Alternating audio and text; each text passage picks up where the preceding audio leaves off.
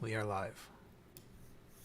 We are live, and this is the point of the I am broadcast where I memorized. say, "I'm so sorry, I'm so far behind on editing."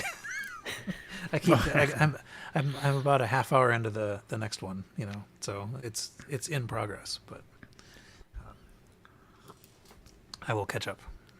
But meanwhile, we will continue to record. You're still worth every The penny that we pay optimists you that for we the are. editing.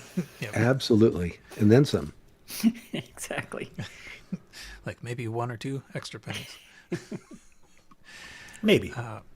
Maybe. All right. Let's see. All right. I guess I'm basically ready to go. Everybody recording? I am. Probably am. I like to leave it a little vague. It's exciting that way. Yeah. Either be recording or either not be recording or record with all your levels. I've got Probably actually a giant peeked over window the of my top. levels in front of me this time. So it's- Yes. Something less than 30% total harmonic distortion this time. Yep. a little less. Okay. Stop doing that. I've got too many windows doing things. Okay. It's October 15th, 2023, and welcome to episode 270 of the Retrocomputing Roundtable. The RCR is a podcast about retrocomputer news, nostalgia, collecting, and the beginning of Unix time, I guess, or something along those lines. I am Paul Hagstrom, near Boston. I am joined by three retrocomputing enthusiasts today. Earl Evans, near Portland. How are you? I'm doing well. Thank you, Paul. And I salute you at the beginning of the epoch. Yes. Excellent, thank you. Also joining us is Carrington Vanston from far from Portland, Oregon. Everything is measured in distances from Portland from now on. New industry standard. Excellent. I appreciate that. It's Kind of. presumably translatable into some number of smoots. Right. And also joining us is Quinn Dunkey, a British Columbian hick, is what Yes. her title says. And I'm actually a medium distance from Portland, Oregon. Right. I'm actually not that far either, so Almost striking distance. yeah. Yes. Yeah. Yeah, we basically All have two Westies and two Easties. Yep. All right. Make of that what you will. It's what we Fight! got. Wait, no. Right. We concede. Yes. Let's try fighting a civil war the other way and see what happens. Let's go crossways this time. Okay.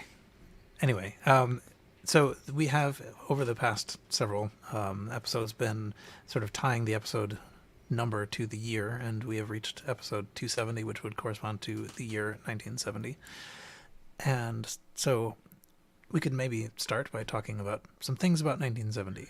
I'm I just think going to say, I've been looking so forward to this. I knew that when we got to the 70s, it was going to get really exciting because so much happened Because of in disco. computing in the 70s. Well, Mainly, of course, disco and computing. Yeah, and we are starting to reach the time period where, like, many of us came to exist. And I already might know existed. a little bit about what we're talking about. Right. Maybe a no, little then anyway. I'm back out again. We'll be doing less of just reading the Wikipedia page on the show for the IBM 16 whatever. Yeah. Right. Well, I was born a little earlier than y'all, but I was too young to know that there even were computers.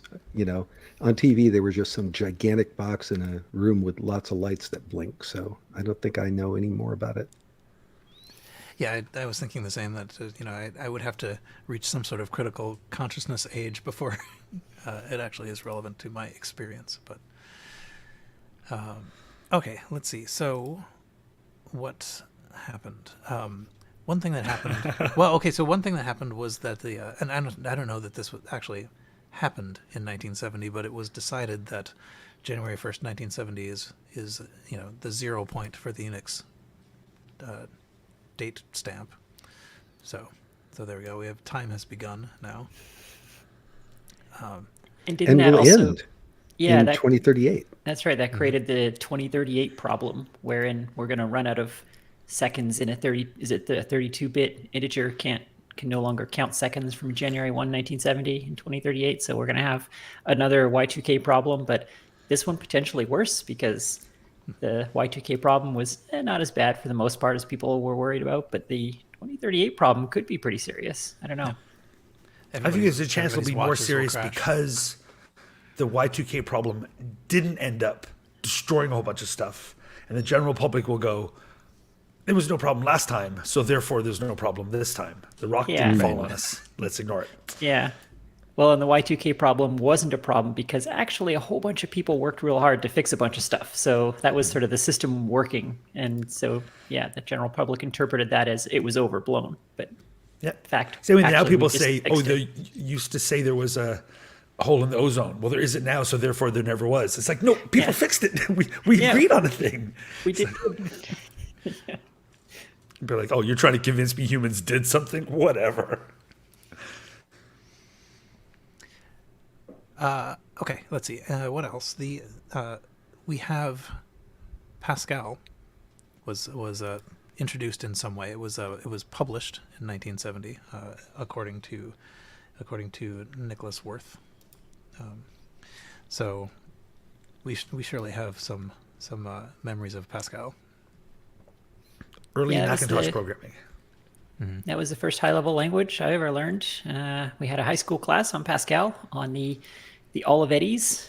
That was, I guess, would have been Borland Pascal probably, and yeah, I enjoyed it. It's a good language. I still like it actually. It is a great language. We used it in university for the computer science concepts, which Pascal does particularly well. Things like data structures. It has a really good handle on that. So I thought it was a great language to learn those things. Yeah, I think it's a better first high-level language to learn, certainly than C is, because Pascal doesn't let you do as many stupid things as C does. You know, you see people. One of my friends is a professor of computer science, and you see in the code that the students write because they learn C initially at this particular school, and C allows you to do things like just keep adding pointer dereferences and close brackets until it works. And you see the students doing that kind of stuff, which like Pascal doesn't let you do that stuff. It doesn't allow you to misunderstand things so much, and then also doesn't allow you to fudge your way out of it when you don't understand something. Mm-hmm. Right. Yeah, it was when I was in college, that was the language they taught you in the CS classes too. So it was considered appropriate for student consumption. I think that hurt it in a sense because I remember Pascal really being talked about as like an academic language, blah, blah, blah. It's good for schools. I think it got a bad rep because of that. So I spent a lot of time reading inside Macintosh books with a whole bunch of Pascal in them. That's exactly where almost all of my Pascal comes from is those inside Macintosh books. Even if I was writing in C, you have to know the Pascal structure. Yeah, that's right. Yeah, early Mac programming. It's funny, we all knew some Pascal because the Apple APIs were all written for Pascal. So I was using ThinkC during those years. But yeah, you had to learn how to like read a Pascal function declaration because that's how the APIs were documented. And you had to like work with Pascal strings in C, which was sort of hilarious. Everything was a Pascal string. It is true though that the It's funny language to work had with strings in C period. C's like strings. You don't need strings. It's sort of strings an are so afterthought. overrated. Yeah. Like, what? Here's a blob of memory. You're on your own. But yeah, it is funny how Pascal was sort of seen as less serious or something in industry. Like it was never taken as seriously. I don't know why exactly. I suspect that's a little bit of like ideological bias or something. Like the fact that it allowed you to do dirtier, lower level things more easily, maybe that got interpreted as being more serious and more hardcore than Pascal was. I guess it was also a little more efficient because you weren't compiling to P code, you were compiling to actual machine code. Maybe that was the difference. I don't know why Pascal got a bad rap.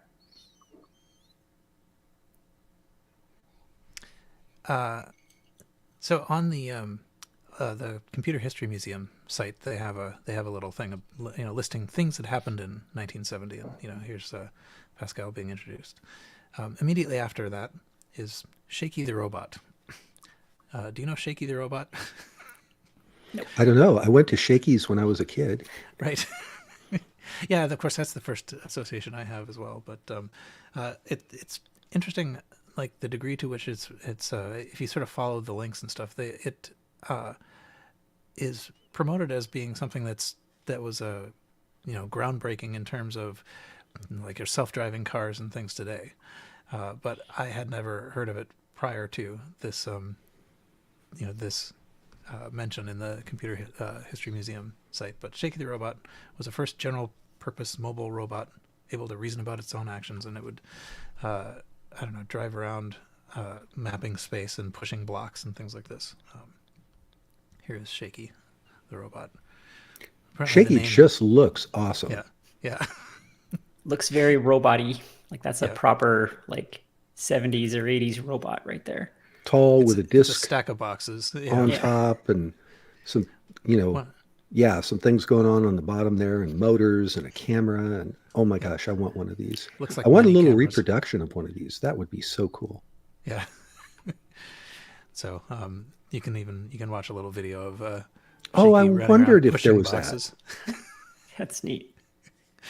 I love how 80s robots all look like garbage cans on wheels, kind of, with like stuff sticking out of them. Yep. Totally. The Stanford Research Institute. But so if you like I hadn't heard of Shaky the Robot, you can read up on Shaky the Robot and learn how important it was, apparently. And all self-driving cars owe it a debt of some sort. So was Shaky called Shaky because it would shake, or is that stands for something, initialism or something? It's because it would shake. Okay. they were trying to come up with a name. Now I really like it. They eventually, someone just said, "Well, this thing shakes a lot." So anyway, so there's that. It's amusing, if nothing else. These older videos about robotics are always fun because there's an optimistic futurism to them. Like everyone assumed that, they knew this was the beginning, robots like Shaky, but they assumed that this was, imminently we were going to have stuff so much better than this. And then we really, like, robots today are pretty much still just Shaky. They're a little smoother, and now they're white plastic instead of garbage cans, but they don't do a whole lot more than that, honestly. Turns out robotics is a lot harder than we thought it was going to be. Yeah. I think some of the things that I've seen from Boston Dynamics recently are pretty impressive. It seems like in the last few years, it's just jumped like a quantum leap from where it was. Gone from shaky to terrifying. Exactly. Yeah. It's a lot more scary now. Freaked me out, man. Yeah, progress has definitely accelerated. I think the main barrier now is still the power problem. Like the Boston Dynamics stuff is always tethered because there's still no way to get a portable power source that can last for more than 5 seconds doing the kind of stuff that they're doing. But if we ever get some sort of magic battery that can power one of those Boston Dynamics robots untethered, then I for one welcome our new big dog robot overlords. Yeah. I mean, they are definitely just playing on the terrifying robots idea, even though they don't claim to. But I saw. The implication is always that we're 5 years away from robots living in our houses and possibly being our soldiers or whatever. But here we are 50 years later, garbage cans on wheels. But now they push boxes around in Amazon warehouses instead of red cubes in labs. Right.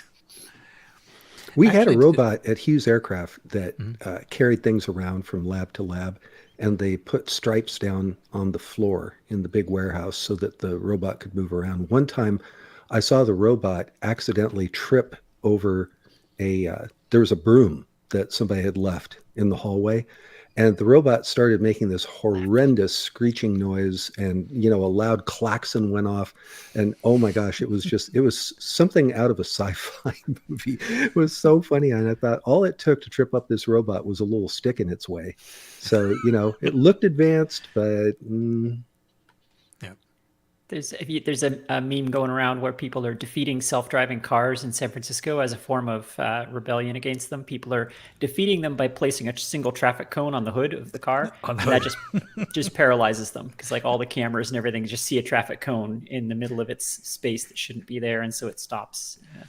So yeah, I don't think we have to worry about the robot uprising just yet, but we'll keep an eye on that. That would actually be quite amusing though, as a sort of a plot device. Foiling the robot attack by placing John strategic Connor arms cones. arms the resistance with traffic cones. Yeah. Right. I did actually have a chance to see. I'm trying to think what it was. It was one of the big dog era Boston Dynamics robots. I got a little tour of one of the labs, and they're pretty cool.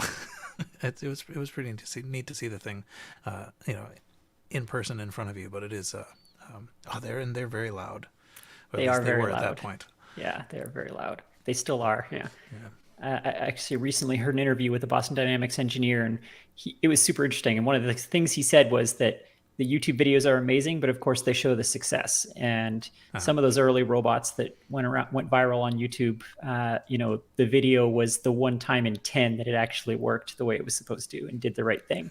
They're better now, but they're still only like 80% of the time work correctly, which is still, way too low. And that curve is asymptotic. So to get to a robot that can climb the stairs 100% of the time is just orders of magnitude harder than 99%, and 99% is not good enough. That's 1% of the time. If it falls down the stairs, that's unusable in any kind of real world application. So they're kind of climbing that steep part of the curve now, and that's going to be tough. Yeah.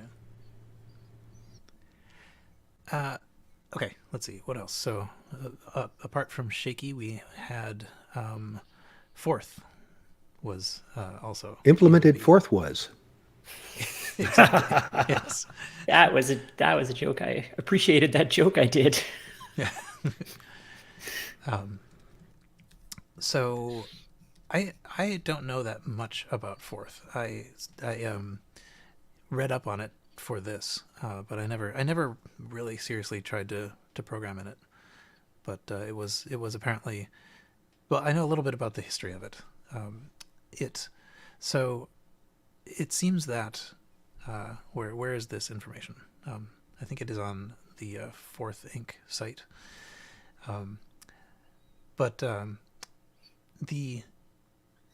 well, I don't know if it came from here, but anyway, there was a radio telescope, National Radio Astronomy Observatory, and Charles Moore, who had sort of like been designing this personal programming language for a while, had implemented some of the like sort of operation software in his own sort of personal language, Fourth. And then there was someone else, Conklin, who was finding this kind of hard to maintain, and so hired Elizabeth Rather. These are the 3 people who ultimately founded Fourth Inc.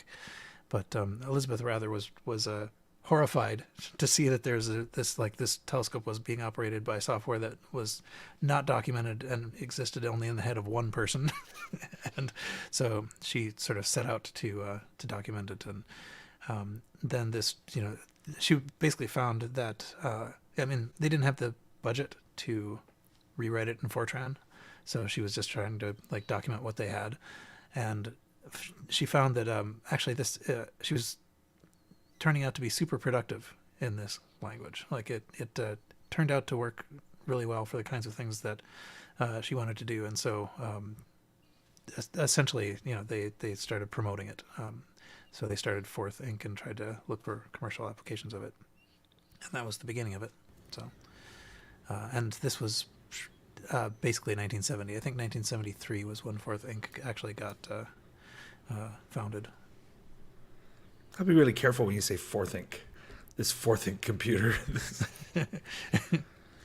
The thing I mostly know about Fourth is stuff to do with its name, that it was always spelled in all caps at the beginning, even though it's not an acronym, right. And that it's Fourth, Forth, not because tally forth, but because it was like labeled, it was the 4th generation of things, but the operating system was on could only use 5-letter file names or whatever, so they just spelled it FORTH because of that. And so it's just basically a misspelling. Yeah. I did not know any of that. That is hilarious. Yeah. Yeah. I've always actually really liked Forth. I mean, I really love reverse Polish notation. I've always used HP calculators, and my brain just really likes working that way. So the language appeals to me. But what I love about Forth is that it's a very logical, high level, getting your foot in the high level language door after like macro assembly. It's sort of, it maps pretty much one-to-one to macro assembly. So it's a very straightforward way to get a high level language going on a machine without having to spend 6 years writing a compiler or whatever. You can just implement a language like Forth pretty straightforwardly. It's pretty much straight translation. You don't have to do a lot of compiling, and because of that, it's also very fast because it's pretty close to the structure of the hardware. It's close to the assembly language that's generated from it, and so it makes a lot of sense on older systems and small systems for sure. People have joked, though, that Forth is a write-only language because trying to look at some Forth code can be a little daunting, especially if you're not used to working in that sort of bottom-up reverse method that it uses. Yeah, that's a great way to say it. I would compare it as a modern equivalent to Perl. Perl is very similar in that when you're writing it and you're in the flow and you're in the zone, it makes perfect sense. And then you try to read someone else's Perl or Perl that you wrote 6 months ago. Or my own Perl. Yeah, it's just gibberish. It's just like, it makes no sense. It does have that issue. So if you want to listen to a Dusty podcast on this, also this person named Retrobits did a 2-part episode on this back in 2009. I was just looking that up today. And that's when I first started to get interested in Forth. I'd heard a lot about it, hadn't played with it. So I did a deep dive on it and found that I really liked it. But that said, I really haven't found a practical use for it, even in retro playing around. It's, other than just messing with it and learning how to use it, I haven't found anything that I would want to write in it. I think it was for one of the retro challenges. I tried writing a game in Forth, and I think I actually got, and it was just a text-based game. It wasn't anything with graphics or whatever, but I got a little ways into that. Did I actually finish it? I can't remember, but it's a curiosity. I like it. It's fun. Yeah, the lack of libraries for graphics and things kind of held it back as ever being much more than like a scientific/industrial process control language, which I think is kind of where it found its sweet spot for a while in the late 70s, early 80s. There was an Apple II version called Graphforth. I never used it. I don't know if the name means it had support for graphics primitives or something. Does anyone know? Yeah, I think it did. Okay. I think isn't Maxwell this little human? Yes, I think so. Okay. It is Forth, but with graphics capability. Okay. I actually have a copy of it in my collection. I got it, but I was 12 and I was like, this is dumb. Where's Choplifter? So as an adult now, I'm like, actually, I should go play with that because I like Forth and I have a copy of it for my Apple II. Yeah. And maybe Earl will make a version of Choplifter. Yeah. So 4am says in our comments that Graphforth does have a fairly extensive graphics library. Oh, and on the stream here, we have the reference manual for it, which I don't have because mine was a legitimate backup. Right. Or a distributed backup, as someone recently described it. Yeah, this was not an Apple. Like it wasn't published by Apple. This is right. Another company that made it. It looks like it though. Like it looked that the manual is very much in Apple's style of the time, which is kind of amusing. Yeah, it's actually written by Paul Ludus, who also did Apple Writer and Electric Duet. So it's kind of a collectible thing on its own. But I do remember having it float around when I was young and using the Apple II. Also, the Jupiter Ace is a computer that was sort of like natively Forth. I think it's one of the few. Look at that keyboard. Yeah. In all its chiclet glory. That just screams miserable to type on. Yeah. We'll show you for Yeah. buying our product. I think is something that Atari had a couple of versions of Forth also, and the C64 had one that I really like called Blazing Forth. And I think it had some libraries built in for things like sound and graphics. It's been a long time ago, though. I couldn't swear to it. With this Wikipedia page open at the moment, I don't like this thing it does where it says like discontinued 1984, 39 years ago. Like, stop telling me how old I am. Right.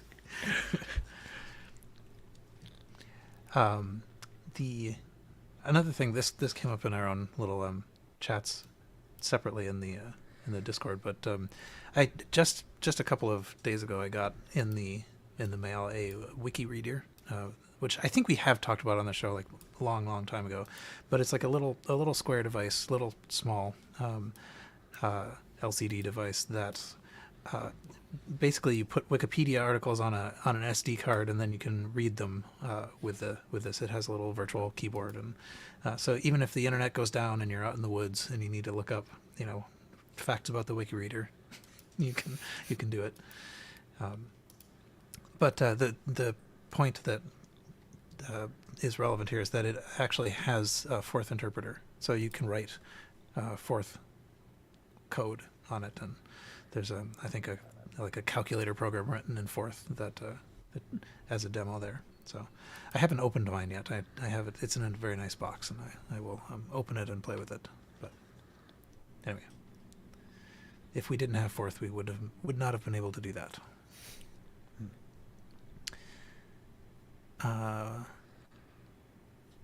There were only actually two other things that I had notes for on 1970, although certainly many other things must have happened. The first of them is the Conway's Game of Life, which we have all heard of, and I went to Wikipedia to search, or I Googled to search. I mean, I went to Google to search, and I typed in Conway's Game of Life, and it does give me a list of links, but then it also like runs life in the background. That is amazing. Cool. Wow, I had no idea. Yeah. That is a great Easter egg. So, well played, anonymous Google engineer. Right. But yeah, so I guess my understanding of this is that it only, like, Conway himself, John Conway, did not publish this in any meaningful way, but it was published as part of a Scientific American, mathematical games sort of article by Martin Gardner. So that was October 1970, and that's what puts it in this year. And destined to become an assignment on first-year computer science classes for the rest of time. Right. Yeah, it's the sort of thing that feels like, it's substantial enough that you've done something. Yeah. But yeah, it's just enough work that it makes a good assignment, and the result is fun to watch, and it's a little bit of a test of various concepts and so on. It is a good assignment. Actually, this may a neuron connected with another neuron in my brain, and I don't know if it was appropriate to show off for it to have done so, but look at me, I've got two neurons. That's right. But so when I was writing this game for the Apple III, actually I've written a couple of these, and one of the things I absolutely did not want to do is spend any time designing levels or any of this other stuff. So I immediately said, all right, this is all going to be procedurally generated. There's going to be random numbers. It's going to be a river, and the river's going to wiggle randomly or whatever. But life is, it kind of works that same sort of way. It's like you get some sort of like appreciable art. You can see stuff neat that's happening, but it all happens automatically, algorithmically. So once you've got this simple program down, then just lay out the blocks, and it just goes. It's what and we the call dinosaurs break out of the pen, and everybody dies. And we can. Yeah. Could. It's what we call emergent behavior, and those are always fun to write. My favorite in that genre was always flocking algorithms. If you look up like Boyd's, same thing. You've got a very simple 3 rules that you can implement on AI agents, and they will create this incredibly realistic flocking behavior that birds and fish do. And it's super satisfying. And it's that same thing where it's like the code is really easy to write. It doesn't take very long, but the result is amazing. So it's fun to do that sort of thing. Yeah. Okay, I think we're just about done with 1970, right? The last thing that I didn't even put this link in here, but I think it's probably correct. October 1970, the Intel 1103. I don't know that there's that much to say about it other than DRAM was introduced in 1970. It's been like the predominant kind of random access memory that we've used since. So kind of important. I didn't know that was 1970. That's a really big deal. The big deal, of course, with it was that it was cheap, because static RAM was very, very expensive and very much limited the growth of computers, especially home computers. Even with DRAM, I mean, the price of it, like an Apple II, was like 60% was the RAM, and that's why they were also limited so early on. But DRAM made it all possible, at least. So it's really cool. Yeah. I think the Apple I used static RAM, but yeah, that was one of the tricks of the Apple II was that they could use dynamic RAM, but only by sort of like tying it into the video in this funny way so that it would refresh, whatever it is, 60 times a second. Yeah, it's one of those things where if you don't know a lot about electronics and you read about dynamic RAM, that you have to read the entire contents out and write it back in every, millisecond, or it loses its memory. You think that's the dumbest thing. That can't possibly. How would you ever use that? Mm-hmm. That's a terrible invention. But it turns out it's pretty great if you know how to use it.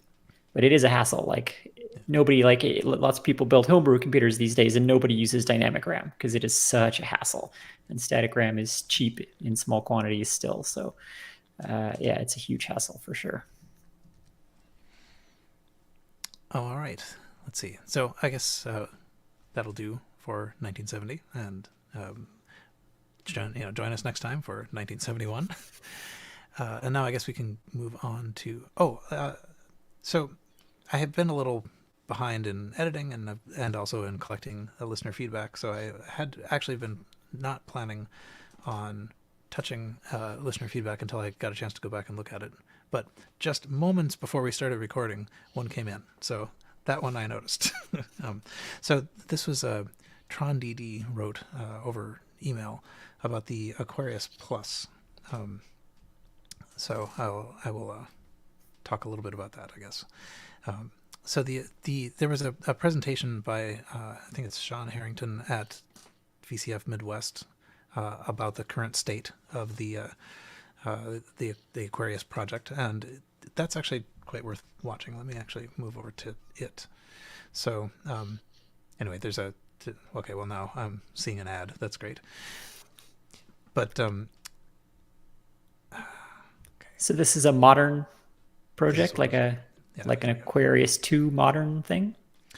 Yeah, so in this talk, the Sean Harrington talks about kind of like the original Aquarius project and like the ways in which it was and was not a failed project. There's a story about how it cost Mattel a huge amount of money. They had to sell it back to who is it, Radifin, someone like that, and who ran it into the ground, and but whatever. So he's kind of trying to rehabilitate the Aquarius as being actually a fairly cool computer once you sort of give it enough memory and things like that. And there is a modern project called the Aquarius Plus. So that's part of what is discussed in the talk. And it is, so I think it's an FPGA project.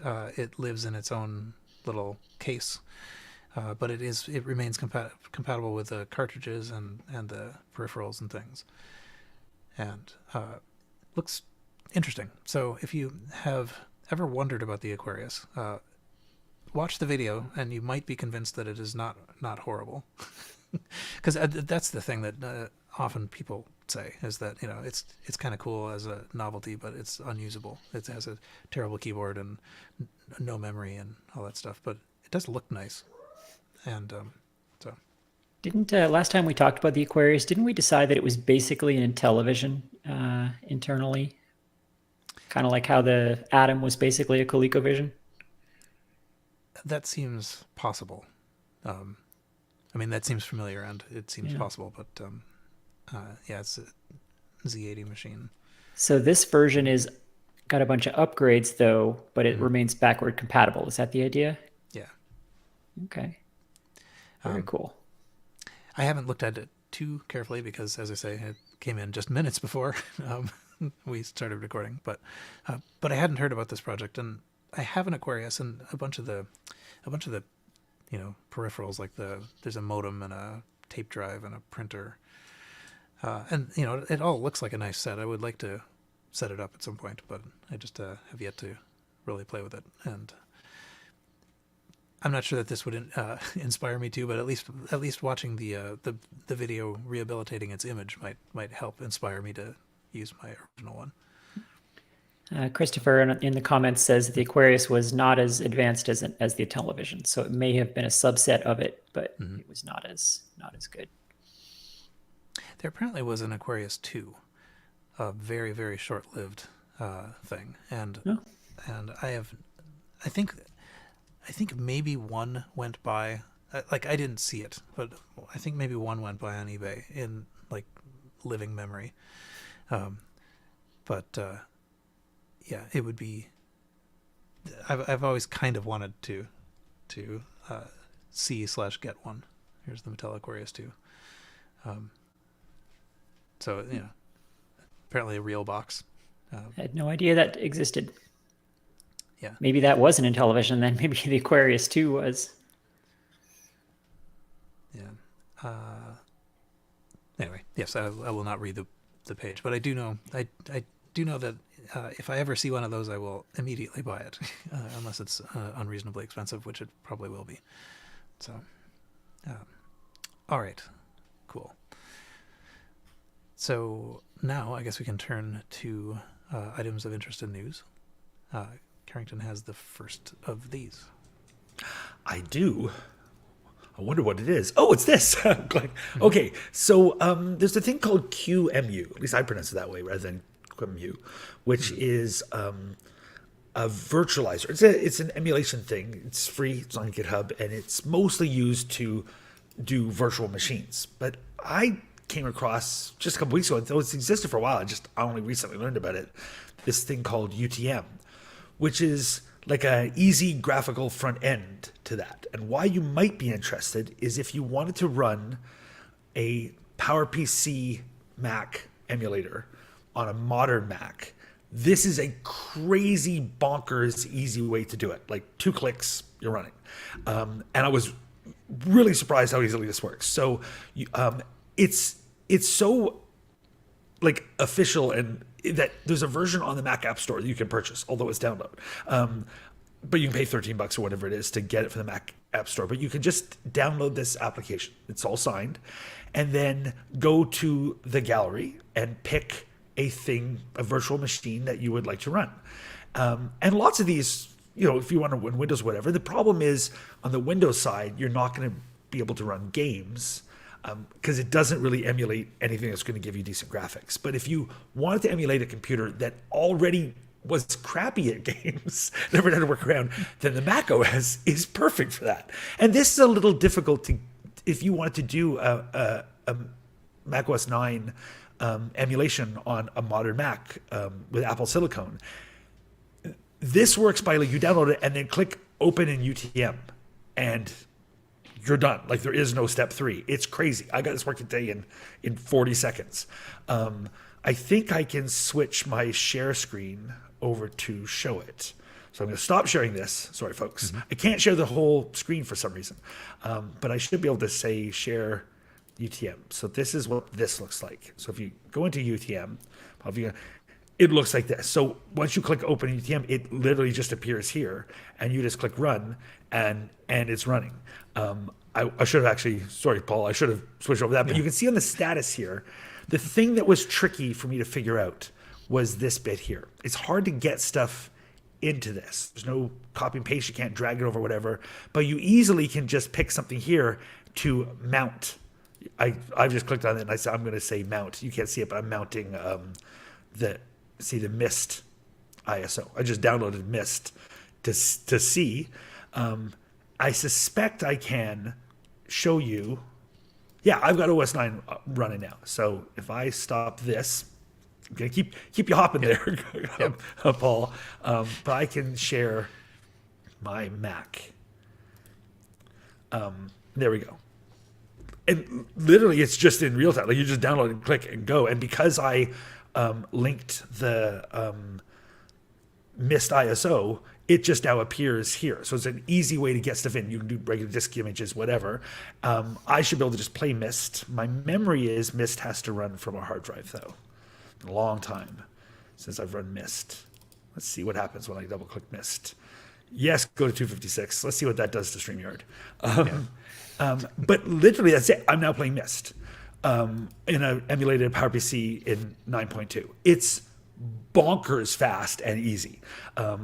It's a little fiddly to get things in and out, but if you just want to play some PowerPC games from the Mac OS 7, 8, or 9 era, this is 3 clicks and you're done, and then just download an illegal copy of a game and link the ISO, and you're playing it. So like it's cool. So I've just quit it over again because I don't know how much we wanted to stream of showing Mist if we would get in trouble or whatever. But it's great. I really dig this thing. I think it's surprisingly easy to use and surprisingly robust.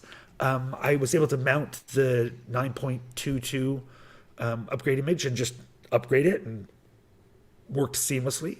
I tried a few things from OS or from System 6. They're absolutely unplayable. Everything's so fast. It's just not a chance. You got to do the System 7 things so that the timing is done that way. But it is like if you're a modern Mac and you want to emulate a less modern Mac or do Windows other than gaming, it's really cool. It's really slick. So I dig it. Yeah. I have used it. I wonder what I have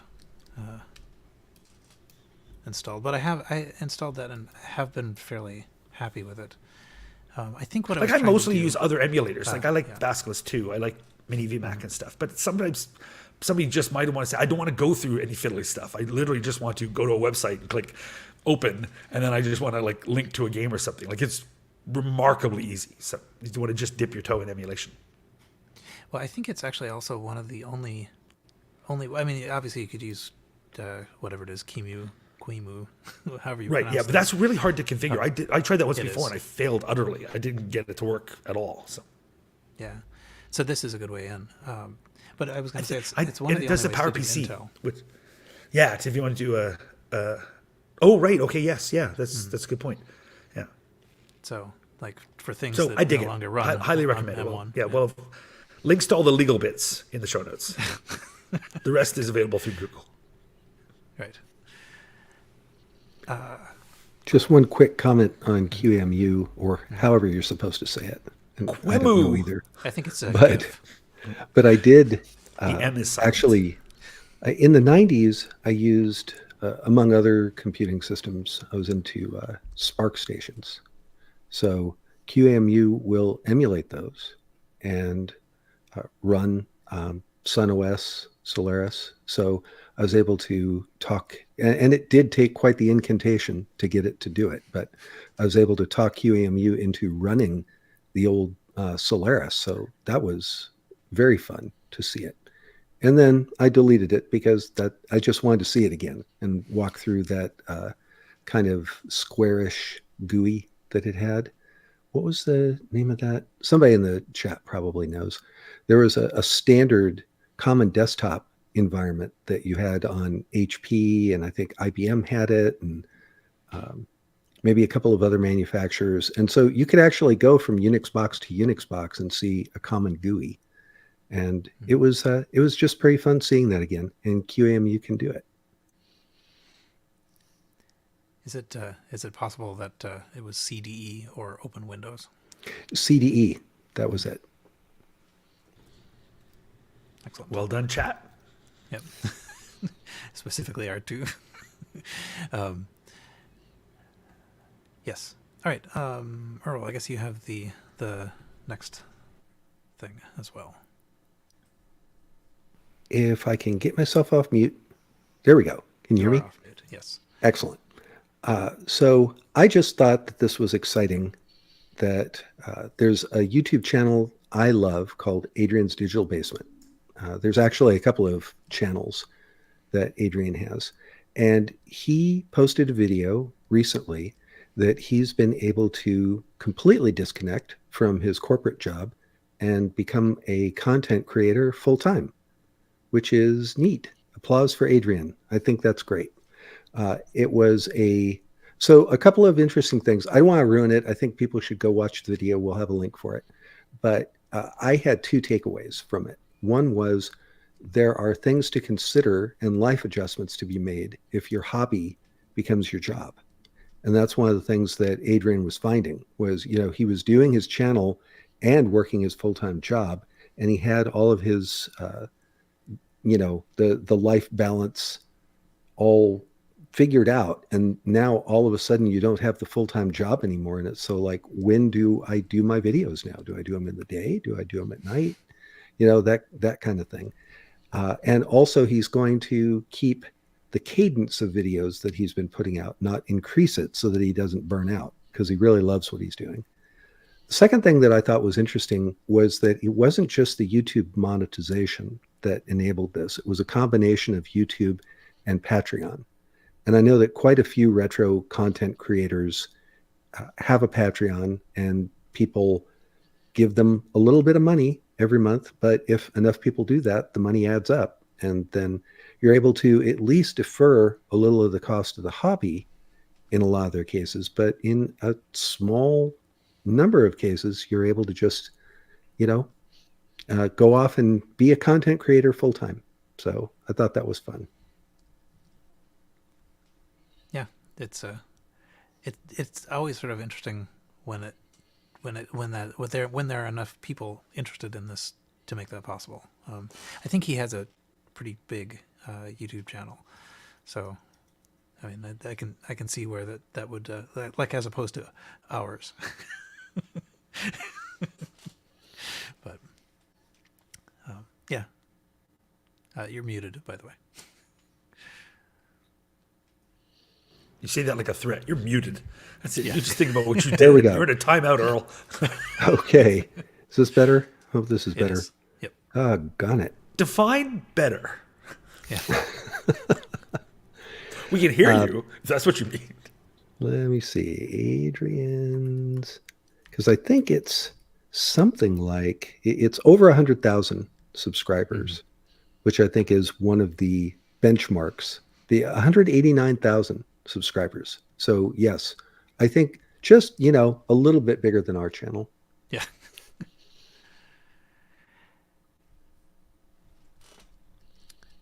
All right. So what we're saying is everyone in chat owes us $10. Yeah, perhaps, yeah. For some reason, no web pages I'm trying to load work, and clearly StreamYard still works, so my internet is not gone. Yeah, you're probably still on the internet, I'm guessing. Page is unresponsive. Okay, I'm just gonna, even though I opened all of those nice tabs ahead of time, I'm going to start over. So that I can get to, because my thing is next, and I was going to share something. Well, I guess I can talk about this without it being on the screen. Maybe at some point it will come back. Almost like we're a podcast. Yeah, right, exactly.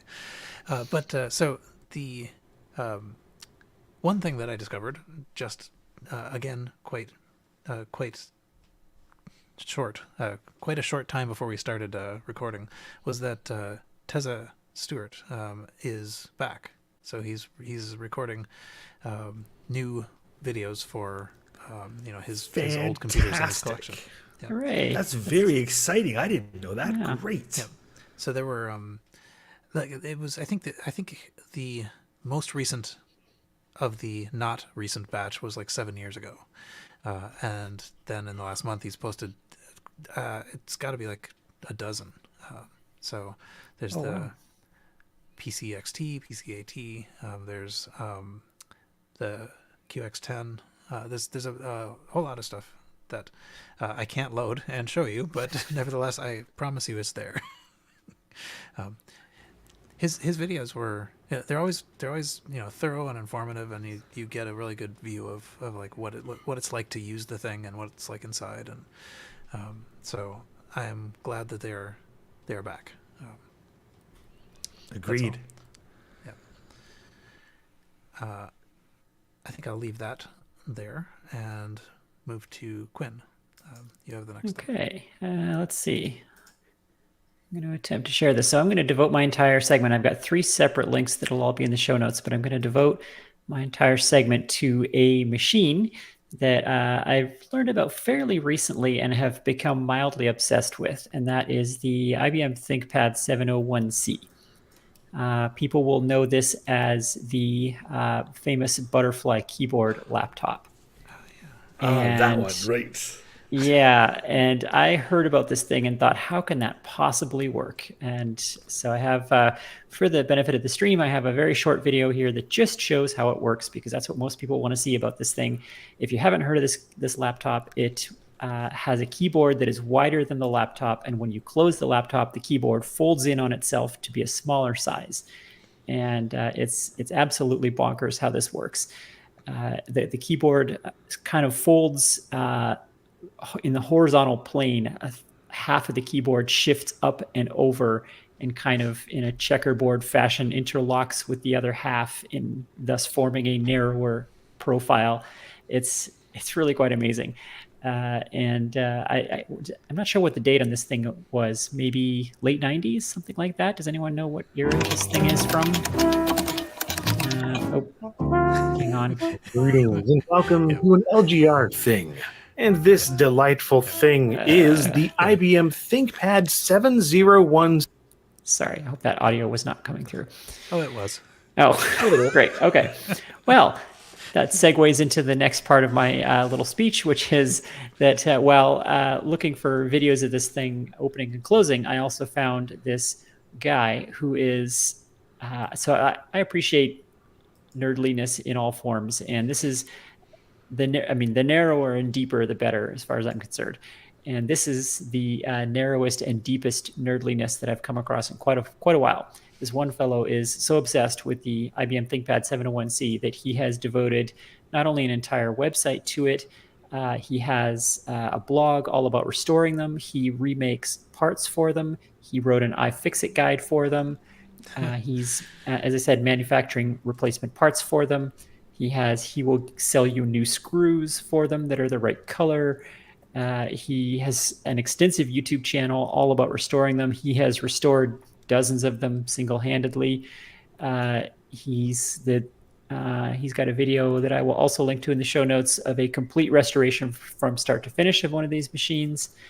And it's fantastic. So if you have any interest in this machine at all, go ahead and check out this blog. It's a good starting point for all things IBM ThinkPad 701C.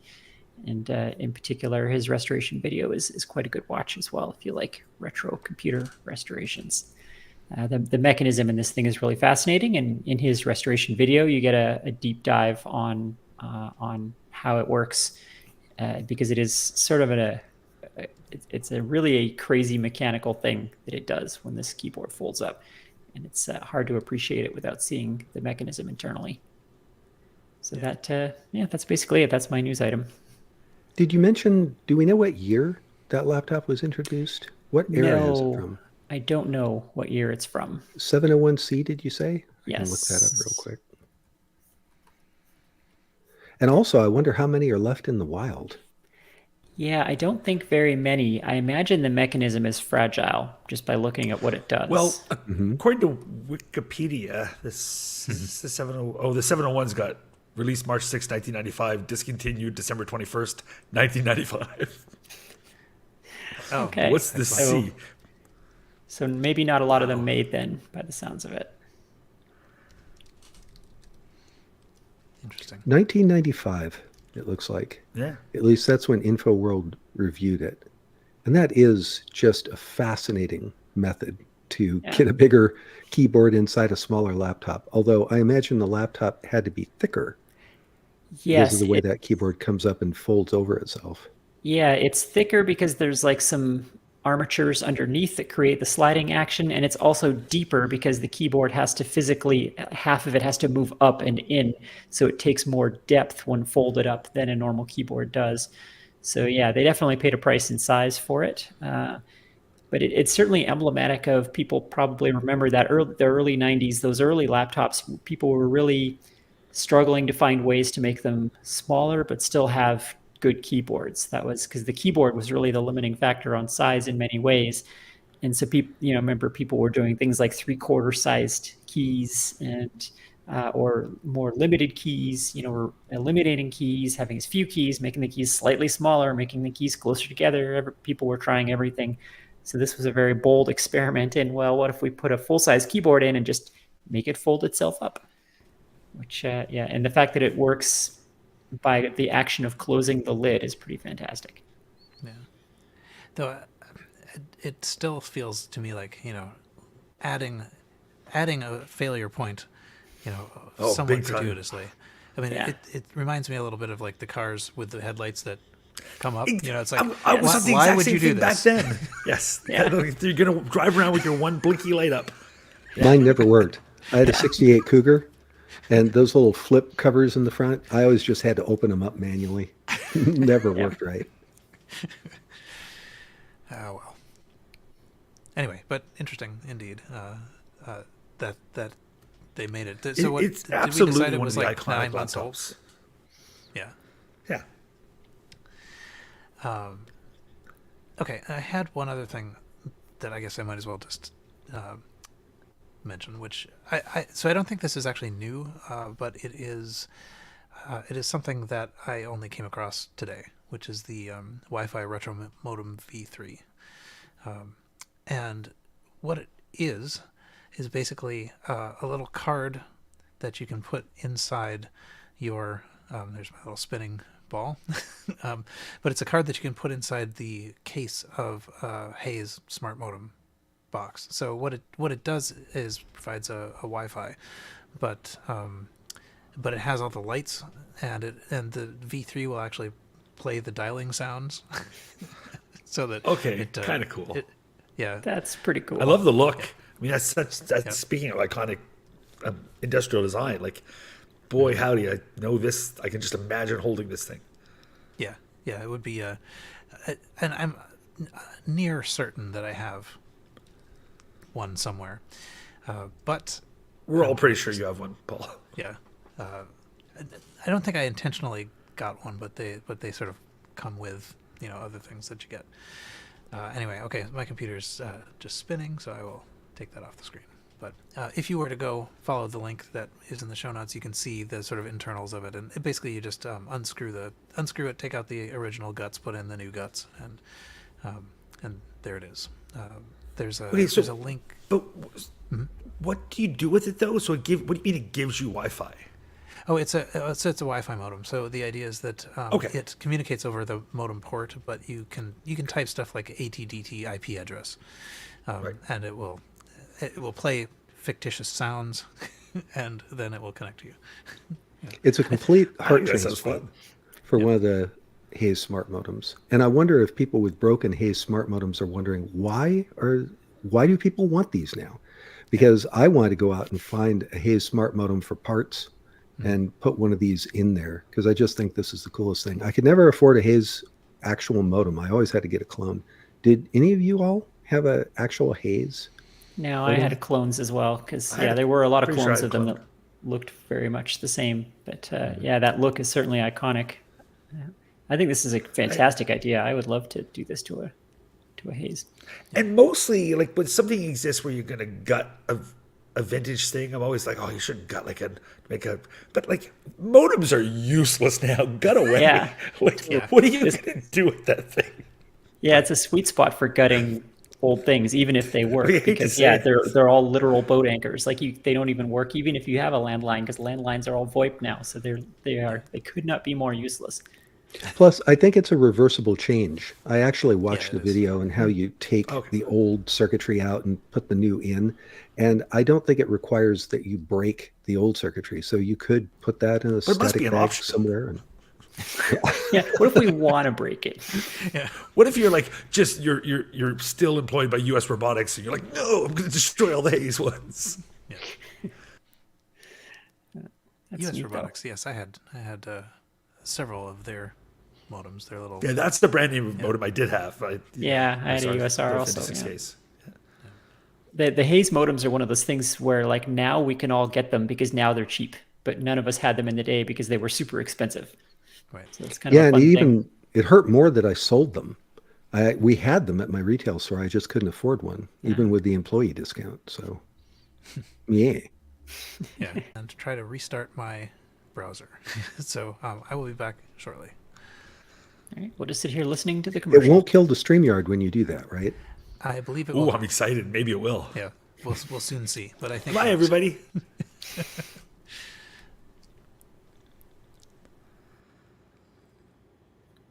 Are we still able here? to bring him back into the StreamYard? Yeah, I don't I know. think he can bring himself Because back can into he? the Because StreamYard. like he's the person who has to invite us in. I think he He's has now super gone. user mode. The lunatics are running the asylum. Yeah, I meant you two. So who is our sponsor? Is it US We never know. Robotics? Yeah, hopefully he finds a US Robotics ad. That'd be fun. Oh, that would be Or fun. Hayes, yeah. Yeah, I Or really bought one of the expensive Hayes X2. When the X2 modems came out, I always had to be the fastest kid on the block on modems. So I went out and I bought one of those, and I went looking around for an ISP, and I found one. There was only one in town, I think, at the time that supported that speed. And they were like, "Oh, you want to use that? Well, neat, because we've got it." And then the next thing I knew, US Robotics was contacting me and saying, "Hey, would you like to be in a press release? Because, not that many people are using these." So I said, "Sure." I can probably dig it up. I actually, they quoted some pithy quote that I gave them or something like that. You know how they do. That's kind of fun. Yeah, they were Totally. fast though. Oh my gosh, they were stinking. Is that what they fast. quoted? Oh my gosh, Earl Evans. Near Poland. Exactly. Oh my gosh, they were stinking fast. Earl Evans, modem user. What was the fastest modem you guys used on a BBS before going to internet stuff? Not 56K. No. I think my 96 1200 bot, I think, maybe? or something. Maybe 96. Oh, no. had- I think probably 1200s on BBSs before I had a 14.4. That was the fastest I ever got before going to internet. I had a 14.4. Yeah, it must have been that then. Yeah, Right. that was kind of the 16-bit era of BBSs. Was kind of the 9600, 14.4, 28.8. Yeah, 14.4 was pretty sweet for downloading because I went from 2400 to 14.4, so that was just Big game jump. changing. Wow. Yeah. Look at all the Internet wares. stuff for totally. Oh, I was distributed backing up at a furious pace. But after that, I went to the 660 AV Mac, which had the GeoPort. And so faster modems were a software upgrade, which was crazy, bananas. Such a cool thing. Yeah. Such a cool thing. Yeah, I had the exact same experience. I was like, well, what the heck is this, man? The GeoPort is one of those like lost to time Apple technologies that Yep, unheralded. few people will ever appreciate. Yeah. Like Cyberdog. Open dock, I'm bringing it back. I'm bringing it back, Sherlock. man. Yeah, I'm not bringing it back. Well, they're bringing back the Aquarius. That's something. Yeah, that's kind of neat. I saw one of those. Remember when you could actually find retro computers at thrift stores? Oh, those were the days. Those were the days. So passing up an Aquarius for $10 is one of my regrets. Because it was sitting there, I was like, I'm already accumulating too many of these things because they were dirt cheap or your friends gave them to you or whatever. And I kind of wish now that I would have bought it and played around with it because it looked cool. I had a similar retro computer experience. You forget like how old some things are that they're now retro. If you go on Max Sales, the maxsales.com, I don't know what they're called. Everybody knows them by another name. It's a big online Mac that you can buy like 2010 or 2011 Mac Minis that are pretty tricked out for $39. Like, well, that's we're getting down into like Raspberry Pi pricing now. I'll just get like a computer that's really that's cheap. got an i3 in it and 8 gigs of RAM, and it's just like, that kind of stuff that era has now gotten bonkers cheap. They max out at one of the big cats, though, don't they? In terms of the OS 10, I think you can't put like the latest OS 10 on them. Sure, but I No, wouldn't like- want to. Yeah, no, that's the thing. So yeah, I've got a $100 Mac Mini running my MAME cabinet, and it's maxed out at Snow Leopard, I think. But that's kind of perfect because you don't want anything newer than that anyway. Like you want to be pre 64-bit apocalypse first of all, and then anything newer is kind of unnecessary. Like if you're not going to be upgrading or installing new stuff on it, so it's. I haven't touched it in like 6 years or something since I built it. That's kind of what you want, is to set it up and not have it want to change or update anything. Exactly. It still works perfectly. It has no internet connection. Like I do not let it connect to the internet, so nothing tries to update itself or anything. And then it just stays working, and it's been flawless as a main cabinet. So yeah, those Mac Minis are useful things. I'm doing similar things with like emulating games now because I got a bunch of old 32-bit older Mac games that I really like that got cut off by the 64-bit apocalypse. So I've got an old PowerBook like that isn't worth anything, but I just keep it on like an older OS 10 so that it can still run all those older games that got locked out. Anyway, Paul's back. I am back. Hi, yes. Paul. So first, it seems like you were able to continue without me, and I think We were I can wondering now- how you would join again if we would have to invite you in, and none of us have that ability. Yeah. I kept thinking that was just the whole show would just be, and they would just pitter out. It'd be great, and we would all just eventually walk away and just leave it streaming. Yeah. But you came back and ruined it all. Yeah, I don't know what was going on there, but oh well. Is it better? Yeah, it seems to be. It was just basically like every time I tried to open a page, it would hang. So, but so now I can Classic actually Mac show you experience. yeah, right. Here are the guts of the retro modem. You take out the old and put in the new. I want it for the and there's blinking lights. Yeah, there is a video somewhere of it playing, and so I don't think I can send the audio through. But I mean, it seriously sounds like touch tone, dial tone. You know, it does the horrible carrier, everything you want. But okay, There was a time where I could listen to that and I would know what speed I connected at. yeah, Yeah, Like, yeah, totally. Early enough days, I could tell. Yeah. Yeah, you could That hear is the not a skill I negotiation have now. between the two ends, which was cool. And as they got more and more advanced, like when you got onto the 28.8s and the 56Ks and stuff, the negotiation got longer and longer and longer because it had to, like, do you have compression? What kind of compression do you have? And there was all these different questions going back and forth. So that got quite long. yeah. It was a whole song. Yeah, for sure. And it was like, I have very fond memories of those noises, like, because it was like victory, right? Because you've been redialing for 3 hours to get into your favorite BBS or ISP. So when you heard that And then noise, it suddenly was you hear just, it. yeah, you were just like, yeah, it was such a good feeling. I think this is like 10 years ago, somebody made a spectrogram visualization of the negotiation sounds. So you can, and it's actually really quite interesting to listen to this at the same time that you're seeing the spectrogram, because it's all familiar. You can, like you probably almost can hear it looking at this thing going by. So are the peaks there the different frequency ranges, and you're seeing what's happening like on certain ranges of hertz or kilohertz or whatever?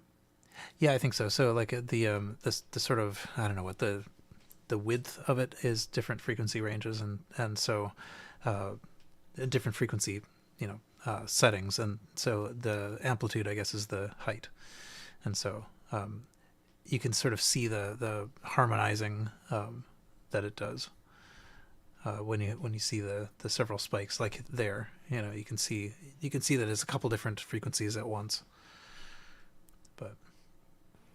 But yeah, once it got to be about, well, like 19.2, I maybe could just about still do it. But after that, like anything above 19.2, I don't know what it was, what speed it was connecting at, just from hearing it. But I could definitely do it below that. I knew this was 9600 or 2400 or 300. Okay, let's see. Oh yeah, and we're back. So let's see. The retrocomputing gift idea this time is an interesting book that I think it was actually just recently published, called EORFF, and it's by David Yode. You can buy it on Lulu as a self-published thing, but he's also put it on archive.org. So if you want to if you don't want the physical copy, you can just read it. Publication date September 13th. So that was 2 days ago as we record. But it's a really interesting concept. It is, and so it seems like it might be a good gift to someone who appreciates the 6502 at a deep level. It is. Let's see if I can make this big enough to see. Possibly not. But okay, let's do it one page up. So it basically just has a bunch of little he calls them. I'm going to wait for a second while the car behind me drives by. Okay. So it's written as a bunch of he's calling them ponderables, or like little code snippets in 6502 that do something. And so the first one is they're numbered, so number 00 in the category of 6502. It says EOR immediate value 1, branch of equal, some other label. And so you were supposed to look at this and think, what is significant about this? What is happening here? And there's a bunch of these, so O1 is another little set of instructions, all in basically 6502 assembler. And if you so the way you play the game is to just read them and try to figure out what's going on. If you give up, there is a little thing at the end that sort of tells you what the idea was supposed to be. So for that very first one, I will spoil. It says this performs an equality check without using compare. So unlike using compare, leave the carry flag alone. So it's sort of there would be a reason to do a comparison with using that. What was it again? EOR, I guess. Rather than actually using the compare instruction, because whatever it could both you could reverse it with a second EOR and you leave the carry alone. So and the book's full of this stuff, and it might actually be nice to have as a paperback, just to sort of like idly sit and look at and maybe like write little notes on it. So I anticipate learning. So this is like a tricks poetry book for computer nerds. You just sit kind of with your jug of wine and you ponder your 6502. Yeah. Or like puzzles, sort of like 6502 puzzles, like figure out what this is doing and why it's interesting, kind of thing. Yeah. Yeah, this is neat. It's a good idea for a book. And it's not exclusively. I mean, it's 6502, so it covers a lot of the computers of our age range, right? But so some are specifically. Some are just 6502. Some are actually specifically particular computers. So this Hex 12 is for the Atari 8-bit and Commodore 64, and I guess that's because it makes use of a particular I/O address that does something. So anyway, so I am interested to read this. I have not really gotten very far into it, but I really like the concept. So. That is the gift idea for this time.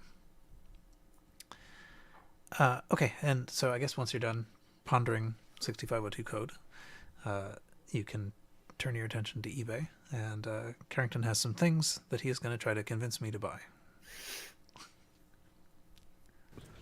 I do indeed. I'm going to try to get you to buy dust covers. Small expense, unless you get the best of them. I'll share a little screen here, as one does. This is my first choice, and this is the one that caught my eye and got me thinking about dust covers. I think this is quite a beautiful dust cover. It's a modern thing. It's being made now, and I love that it's got like it's made of cotton, and so I think of dust covers like the oldies being like these ugly vinyl things you put on. I love this. Looks a little more luxurious to me, and I love the little embroidered Apple logo. I think this is fantastic. I think it's just a really nice looking thing. It's available for all the toaster Macs, so you pick which Mac you have, like a classic or an SE or an SE30 or whatever, and also which model keyboard you're pairing with that. There isn't a corresponding little mouse cover, but I think it's just gorgeous. Downside is a bit pricey, but it's a handmade thing, so it's basically $115 US. So I love it. I love it. I think it's the prettiest looking dust cover I've seen for classic Macs. If I had a classic Mac on a desk, I would totally pull the trigger on this. I think they're great. I also picked dust covers that don't cost $1 billion, and sort of like it's kind of like this is an Apple versus the rest of the world thing. It's, oh look, dust covers for the 64. It's $27 US. So it's like, welcome to the Apple tax. These are not. These are also it says it's cotton canvas. It doesn't look as luxurious. It's made out of like individual pieces that have just been sewn together with this piping. So they're not as nice, but it's absolutely the dust cover for the masses because it shrinks the cost down. Consider it knocks $100 off or whatever. So considerably less. And the same person has them available for a bunch of different products. So you can get the VIC 20 and you get 500. You kind of pick your model. And I thought that was neat. But most interestingly, I think, so they'll do Commodore 64, VIC-20, like all these various things, Atari computers, all from the same person, who also makes one for the Amstrad, which is the only one that has no label at all. So if you've got an Amstrad and you're ashamed of it, this is the dust cover for you. I don't know why the Amstrad doesn't get a label, but it's the only one that does it. It makes me want it the most of all. So shameful Amstrads, but also Ataris and Commodores all can get a red piped dust cover. I wonder if it would fit dust over covers the for Sam everybody. Coupe. Well, that doesn't exist. So Paul, if you have a classic Mac and you want a luxurious dust cover, or if you have a shameful Amstrad, I think the whole range of computers, all of your computers can get dust covers now. So this is my pitch. Dust covers for Paul. Yep. Can I order the Commodore one with a different logo on it? Because I would like to keep the dust off my Commodore. I don't necessarily want people to know I have one. So, right. Well, that's the Amstrad approach. That Amstrad might fit. Yeah, right. It's just if I could order the Commodore one with an Apple logo on it, then I'd feel pretty good about that. Yeah. Oh, that'd be pretty funny. So anyway, that's my choice. All dust covers all the time, but I like the Apple one the best. So Curtis in the chat points out that Amstrad users are too busy using their computers, so they don't need dust covers. So take that. Oh, I see. Yeah. Fair play. And Jay in the chat also suggested that the Mac cover that's on the screen right now is what Christo's Mac would have looked like. The visual artist who drapes things over things. You get one too many sad Macs, so you just like put the cover over it and walk away. Yeah, yeah, that's right. It's a punishment. It also looks a bit like the Nanoraptor, one of those Nanoraptor designs, like the ultimate simplification of a Mac product. It's just a white block with no input or output of any form on it. Right. It's the Johnny Ive dream. Yeah, I really do. I got to say, though, I really do like the Mac one. I think it's like, if I was going to get a dust cover, 100% I would pull the trigger on this. Yeah. Yeah, just aesthetically, I think this would look lovely on display. Though I wonder, I mean, like if you're covering up your keyboard and computer because there's dust, and you cover it with a cloth thing, then all the dust then goes on the cloth thing. So, or it's more about how pretty it looks. Sort of, yeah. Oh, but you can wash the cloth thing, which is, I think, the idea, and then it doesn't accumulate in your keyboard and the vents on your monitor and such. Yeah. You're an Apple user. You're supposed to just keep buying them. That's right. Just buy it and a couple of spares. Right. Also, if you think about it, this is expensive if you've got a classic Mac and a dust cover, but it's cheaper if you want to pretend to have a classic Mac. You just kind of set up this on your desk and you're good. As far as you know, I have an SE30. All right. Earl, you have the next in this themed set of items. Indeed, dust covers seem to be the theme. Are you able to bring it up on your screen, Paul? I believe so. Let us see. So not only did I steal this eBay auction from you, but asking you to bring it up on the screen. So Yes, there it is. much appreciated. So this is a very interesting dust cover. It's for a bread bin, like a Commodore 64 or VIC-20, and it only covers the keyboard. It's made of hard plastic, that kind of dark translucent plastic that you might have seen back in the 80s as something like a printer stand.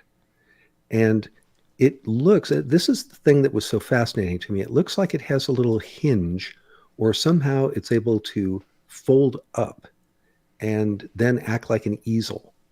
It acts like kind of a music holder for your musical keyboard or something like that. So you could put instruction manuals or something that you're typing in or whatever up on the easel and have it there for quick reference while you're keying it in, I guess, or using your software. But it wasn't clear to me how this attaches to the computer. I didn't know if it required some adhesive to, whether it glues to the top of the bread bin, or whether it just, when it sits up, there's some way that it hooks itself in to like the dust vents or, sorry, not the dust vents, the ventilation holes. I don't know how this thing attaches. And I wasn't able to figure it out by looking at the eBay auction. But so that's kind of partly why it's fascinating to me. I'd be really curious how this works. The box says something about it that includes 2 angular feet. What does that say in the front there? Includes Let's see. Angular feet to. Yeah, 2 attachable feet to change angle of keyboard for comfortable positioning. Or maybe they'll go underneath and it's actually going to change. How the does that computer. work, though? Yeah. It really wasn't clear from the photos. And this gotta buy is, I think, new in the box. So the person didn't actually take it out and show photos of it, which is probably fine. The styling of the box, by the way, is very reminiscent of the styling of Commodore boxes from the day. So if you were buying Commodore equipment, this would look just like it, all except for the brand logo. Mm-hmm. I have. And how much was this going for, by the way? Was it $30? Yeah, $30. Not much. Yeah. I like this thing a lot, actually. I think it's neat. I mean, back in the day, this would have been immensely useful because you were always typing things in from magazines or typing things in from printouts or whatever. I think it's a good idea. Mm-hmm. I have a Victoria. Or if you have a cat, something like this on it. Walks over it and it's not going to be able to press the keys. Yeah, totally. Some people have shop cats. Yeah, cat proofing. Yeah, it was. Actually, I have one of these. One of these actual things. Of course you do. Yeah. Let's see. Just How does the it what? attach? Well, let's see. So, I don't know if I can tell how it attaches. I mean, it looks kind of the same. That's a photo of yours? Yeah. Oh, cool. So let's see. There's a. My guess is an adhesive strip or something. Yeah, it looks like it's That's a hinge. some kind of anchor here. Yeah. Yeah, those might be So screws. Yeah. Yeah, Maybe just you had to- just drill it straight into it. What's the worst that can happen? I love it. But I think this is. It does say computer made, so I think this is the actual thing Yeah. that we were That looking looks at. like the same one. Yeah, it looks suspiciously like you had to drill some holes in the case maybe to mount it, but Yeah. really neat though. I like it. Interesting. But, and I think it does actually look relatively classy when it's closed. Yeah, So. I like it. Right. Let's see which one this. Am I next?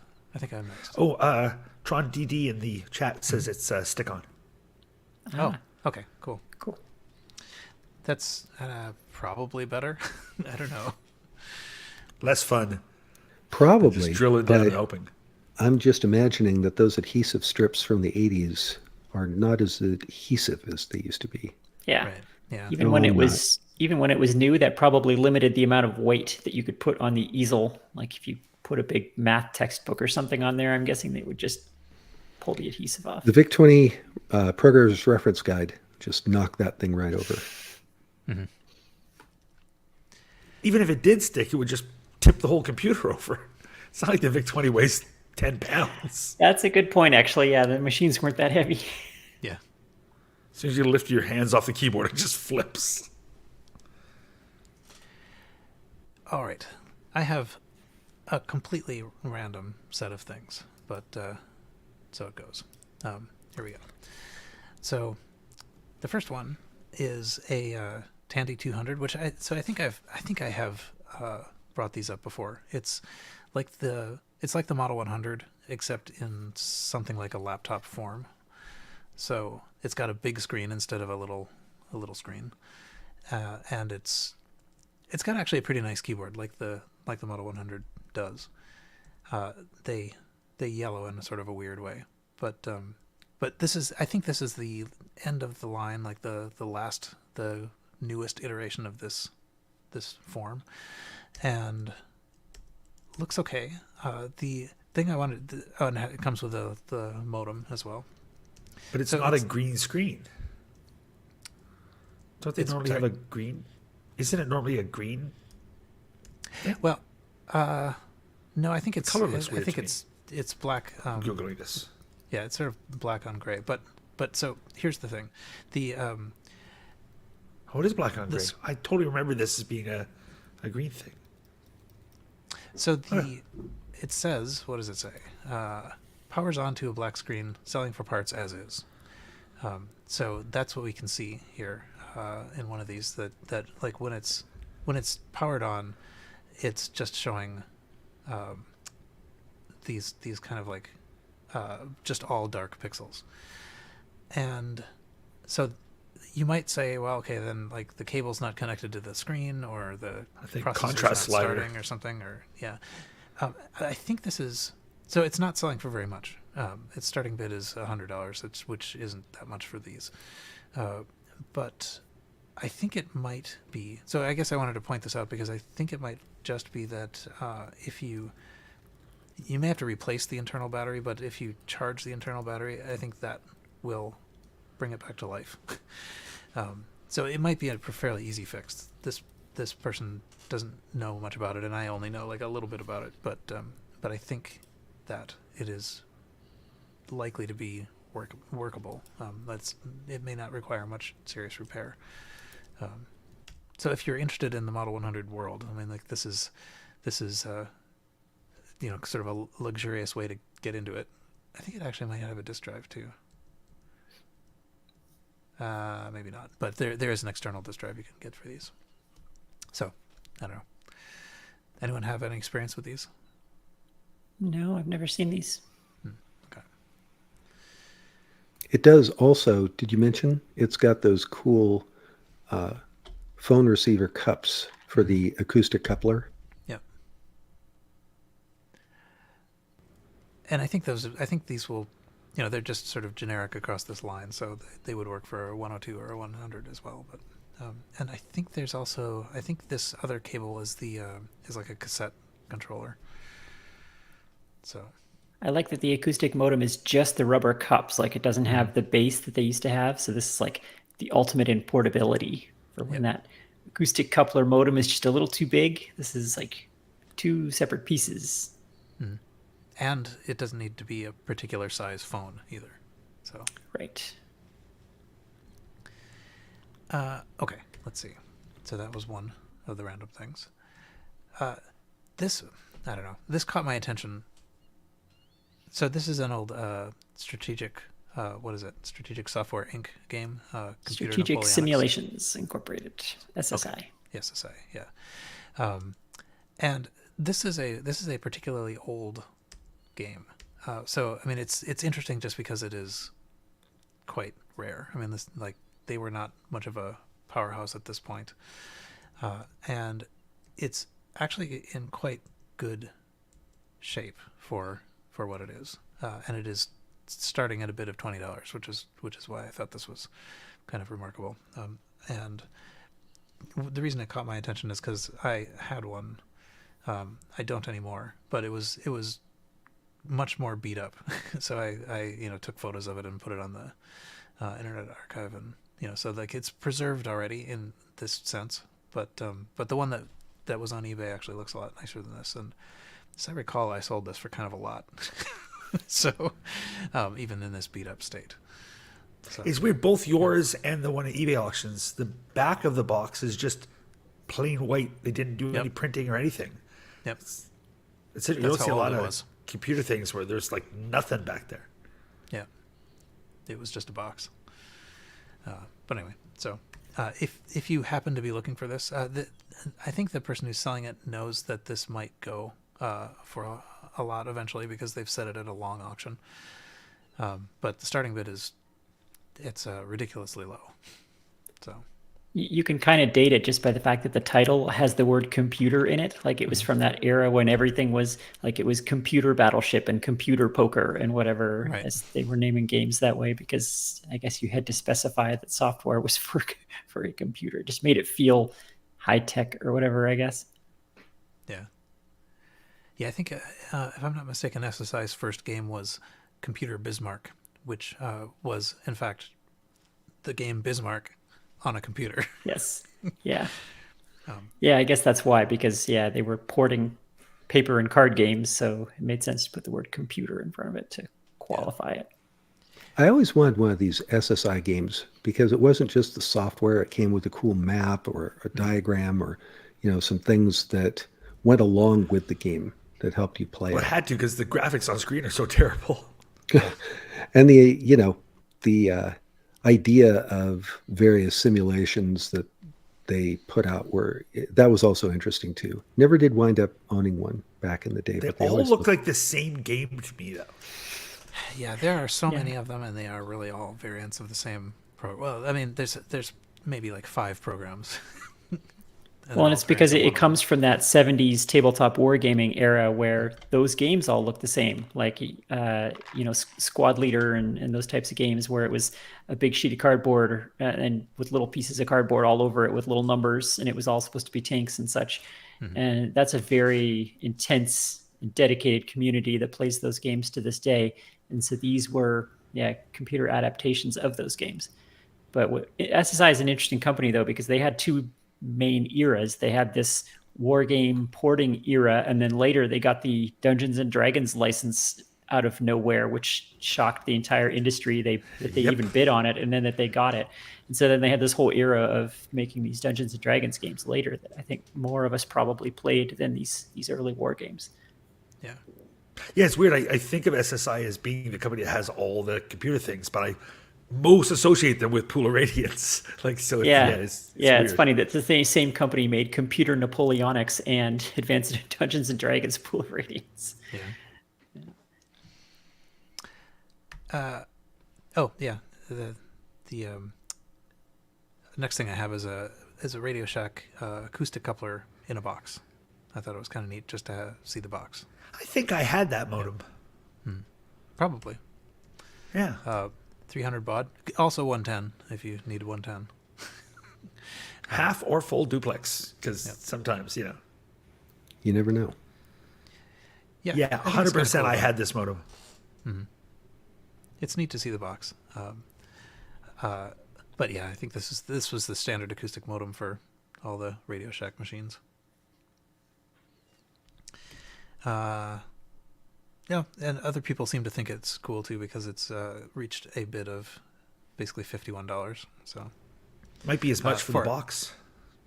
Yeah, I mean, we were just talking about how useful modems are. That's also a useful modem.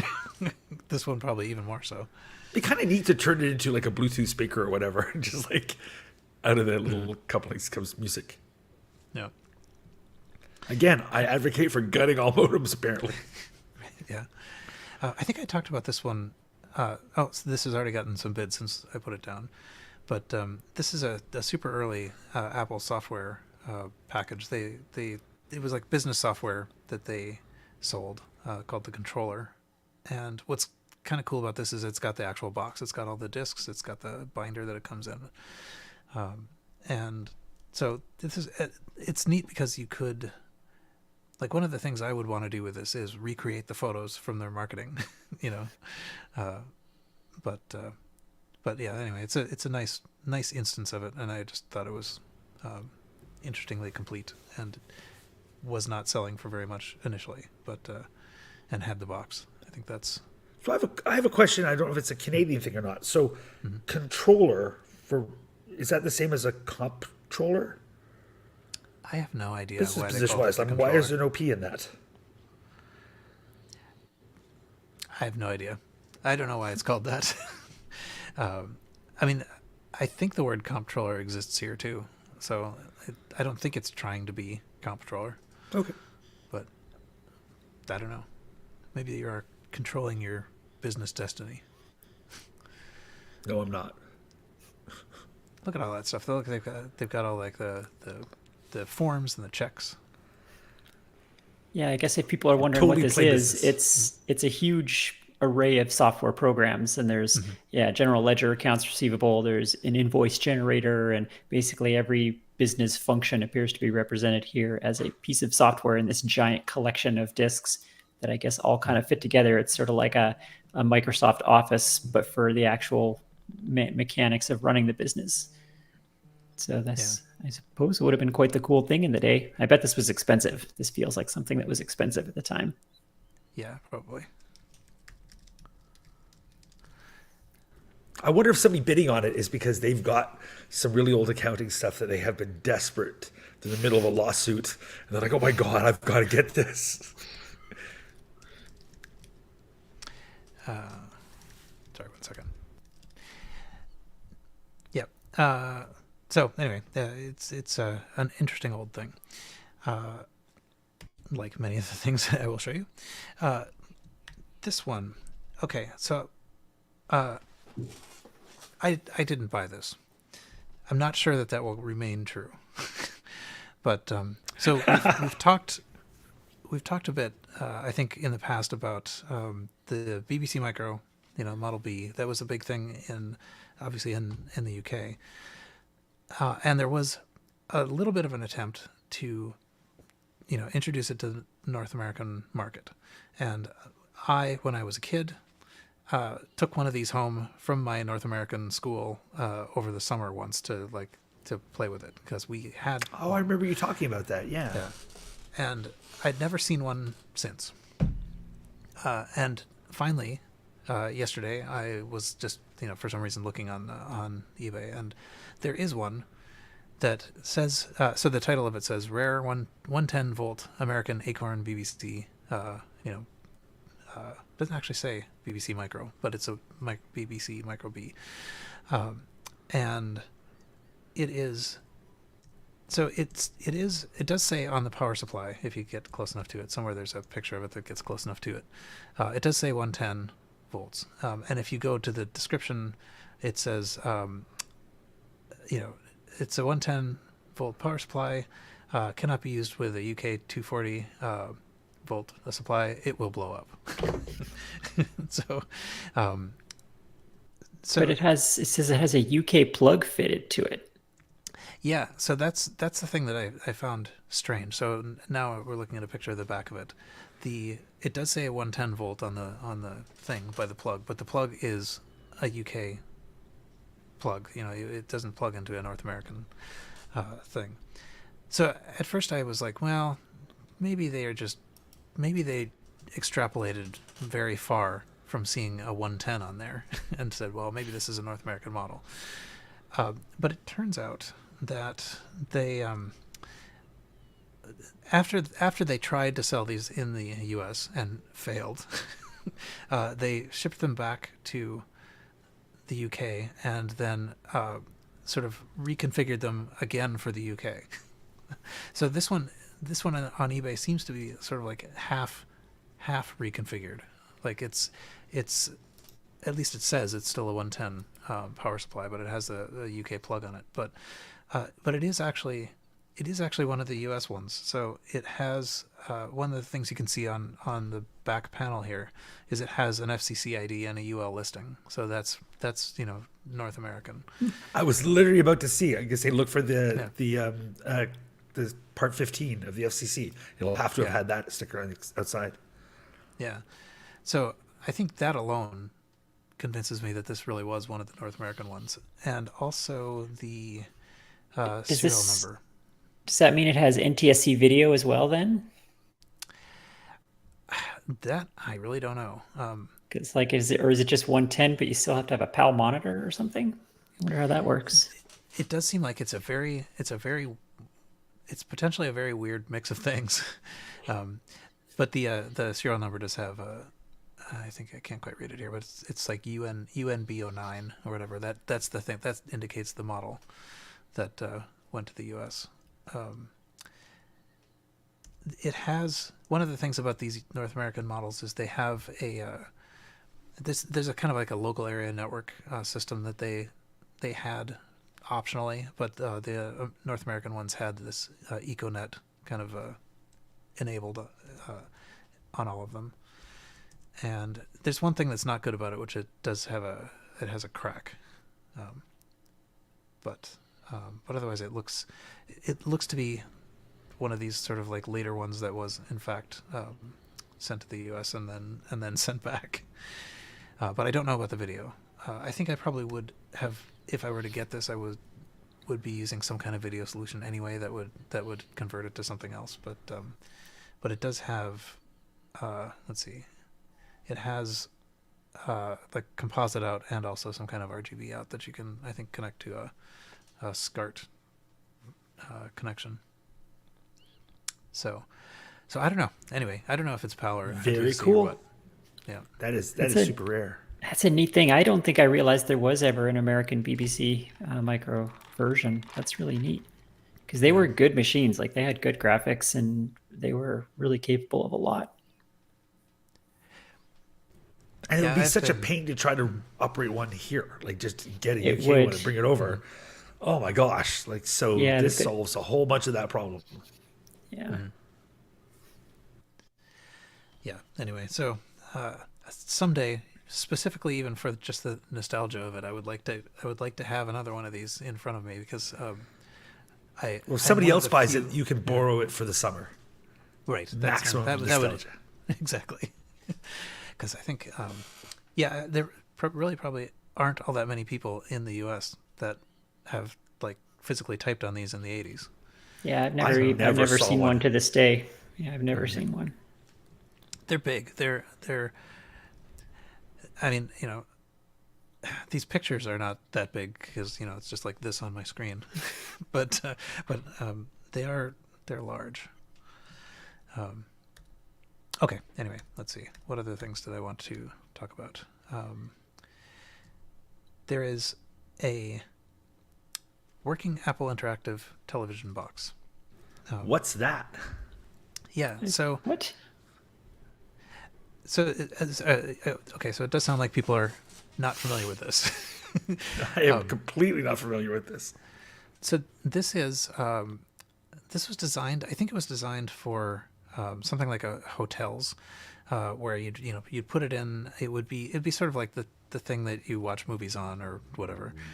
And I think they actually deployed these very briefly at some like Disneyland property or something like that. But what it is inside is something like something like a Quadra or something like that. It's a Mac inside that boots off a network, and so. The thing about these things is that generally they don't. You can't. I mean, you rarely can get them to do anything because it's unclear what video, like what the video out situation is, and and when the network's not there, it can't actually boot. So, I think for a long time they were basically just dead. I have one looks just like this, I think it also does the little green, power light and looks like it needs a dust cover screen. Yeah, right. But I mean, it looks neat, but it really doesn't seem to do anything. And I think maybe maybe 5 or 6 years ago, someone did figure something out that allows people to get a little further. And I'm pretty sure actually Tony Diaz had one that he managed to get, sort of like acting like a real Mac. But so in this listing, there is a video showing this thing actually starting up, and I had never seen anything close to this. So you type in some sort of code, and it goes out to the network to try to figure out, like what's supposed to be loaded in and things. But there's actually like something showing on the screen, which is further than I've ever seen one of these go. And I think they're different. I mean, like, I think some of them have different ROMs from other ones, and like it's all kind of almost a prototype situation. But at any rate, it's this one seems like if you really wanted to experiment with this and have some hope of actually getting it to do something, this one might be the one to do it with, which is probably why they are asking $680 for it. But so that's a lot. But at the same time, I've never seen one work like this before. Well, how much is known about the server side of it? Was it also just a Mac of some sort that was the server? Like there'd be one in the hotel or something? That I do not know. Probably. I mean, yeah, but I think it needs to be like reverse engineered what it was supposed to be pulling down. Yeah, that's interesting. Yeah, there's probably some server software out there somewhere that one would need. I wonder if that still exists anywhere. I wouldn't be surprised if Tony Diaz had it. Mm-hmm. The funny thing is that even I think in Apple internal documentation, they referred to this as the AITB, the Apple Interactive Television Box. I mean, like that. It seems like such a goofy name for it, but anyway, yeah. So I'm now sort of re-interested in trying to figure out if it's possible to get mine to do anything, because I mean, like it's mostly been just a decorative lump.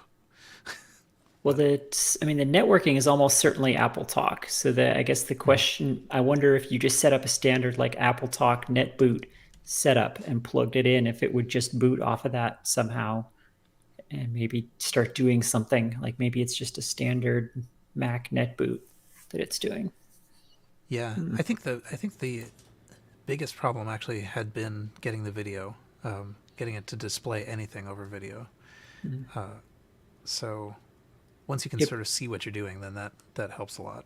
Yeah, it probably doesn't show any video until it's booted, sort of, because you wouldn't want to, like if it's in a hotel room and the power goes out, you want them to all just quietly reboot and come back up to a menu of some sort without showing like Mac OS booting or whatever. You don't want to show all that. So It probably intentionally keeps the screen black until it gets to the first menu.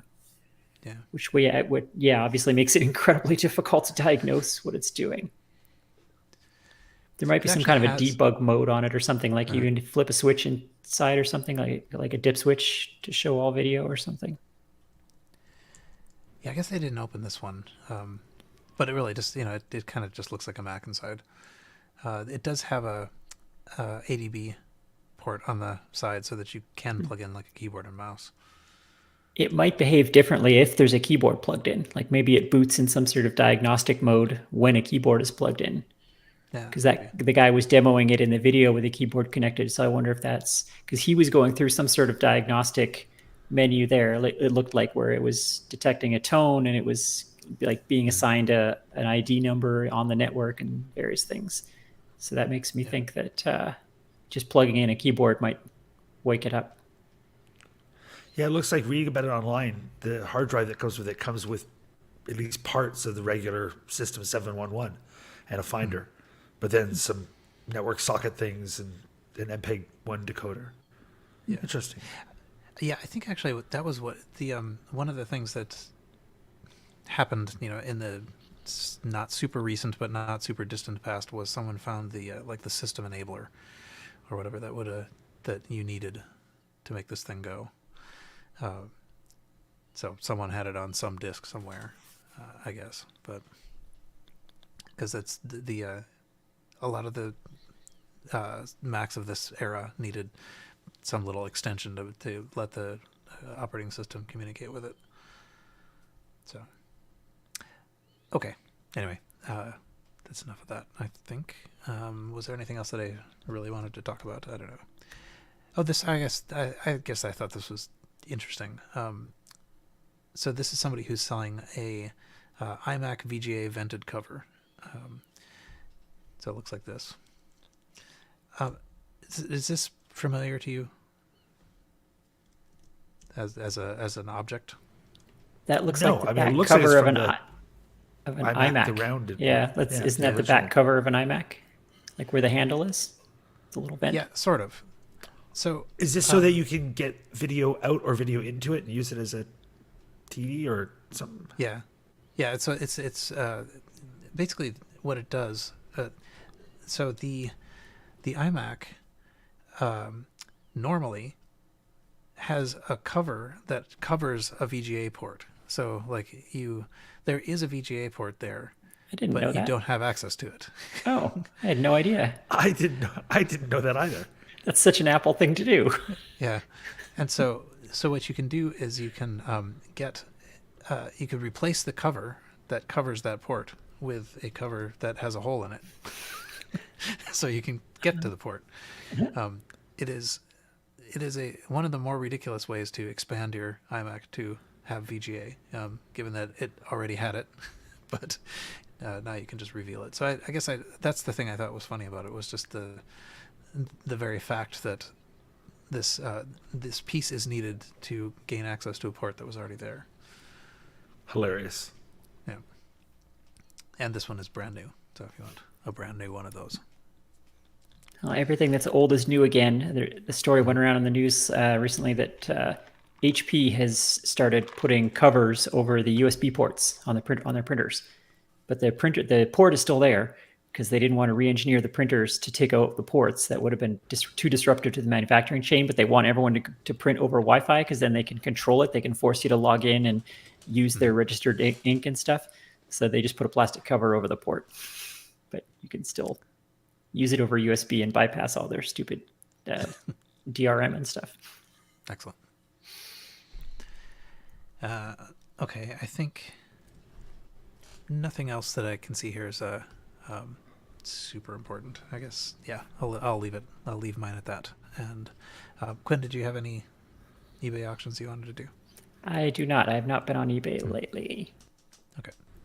I'm staying off it since. Yeah. Well, I'm actually. You got me looking at dust covers. I was doing a bit of eBay searching for dust covers while we were talking. I would like to find one for my 2GS because I want to keep the dust out of the monitor on that one, but I wasn't able to find any. I think I might just make some though, because I mean, a computer dust cover is just about the easiest sewing project one can do. It's literally just a cube Or just a blanket. Yeah. Yes. Yeah. Or just a blanket. But I do like the idea. It's one of those things where I think dust covers are more useful now than they were in the day, because in the day you just used it enough that it didn't need to be covered. But nowadays, I mean, I use my retro machines once every couple of months, so it's not a terrible idea to keep them covered in the meantime. I was actually thinking about that earlier when I chose the dust covers for the eBay auction. And this is the kind of idea that only Lane Nooney could figure out. But I wonder if there's something to the idea that like dust covers were around forever, like pre computers, like typewriters, especially manual typewriters, and then we get computers and everyone put dust covers on them, and then at some point was there an intersection between everyone stopped using dust covers because there were now screensavers. And so now your computer was this interesting thing you want to watch. Oh, I see. And I wonder if that killed the dust cover market. Lane Nooney, we need. If you can sort of squint through the dust on your screen, you can see interesting screensavers. Right. Well, just because if you're going to invest and you're going to have your Toaster Max, or your Flying Toasters, whatever, you're not going to want to throw a dust cover over it. Mm-hmm. I don't know. Or it could be a clear one. Could be a clear one, yes. It's called a window. Yes. My house is my dust cover. I shall not want. Yeah, I was.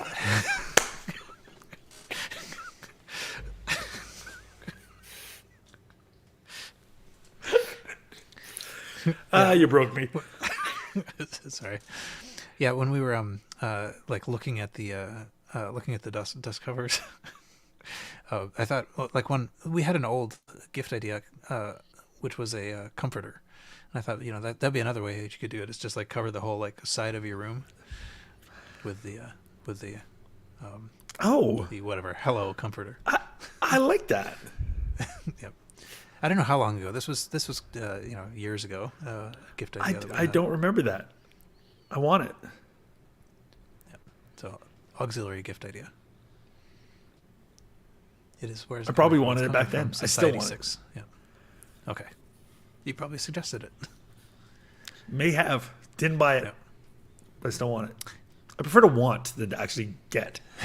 Right. Okay. So I guess we are actually at the point of closing discussions. Carrington, what would you want to tell us? I want. I got nothing.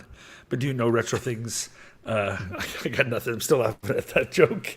What do I got?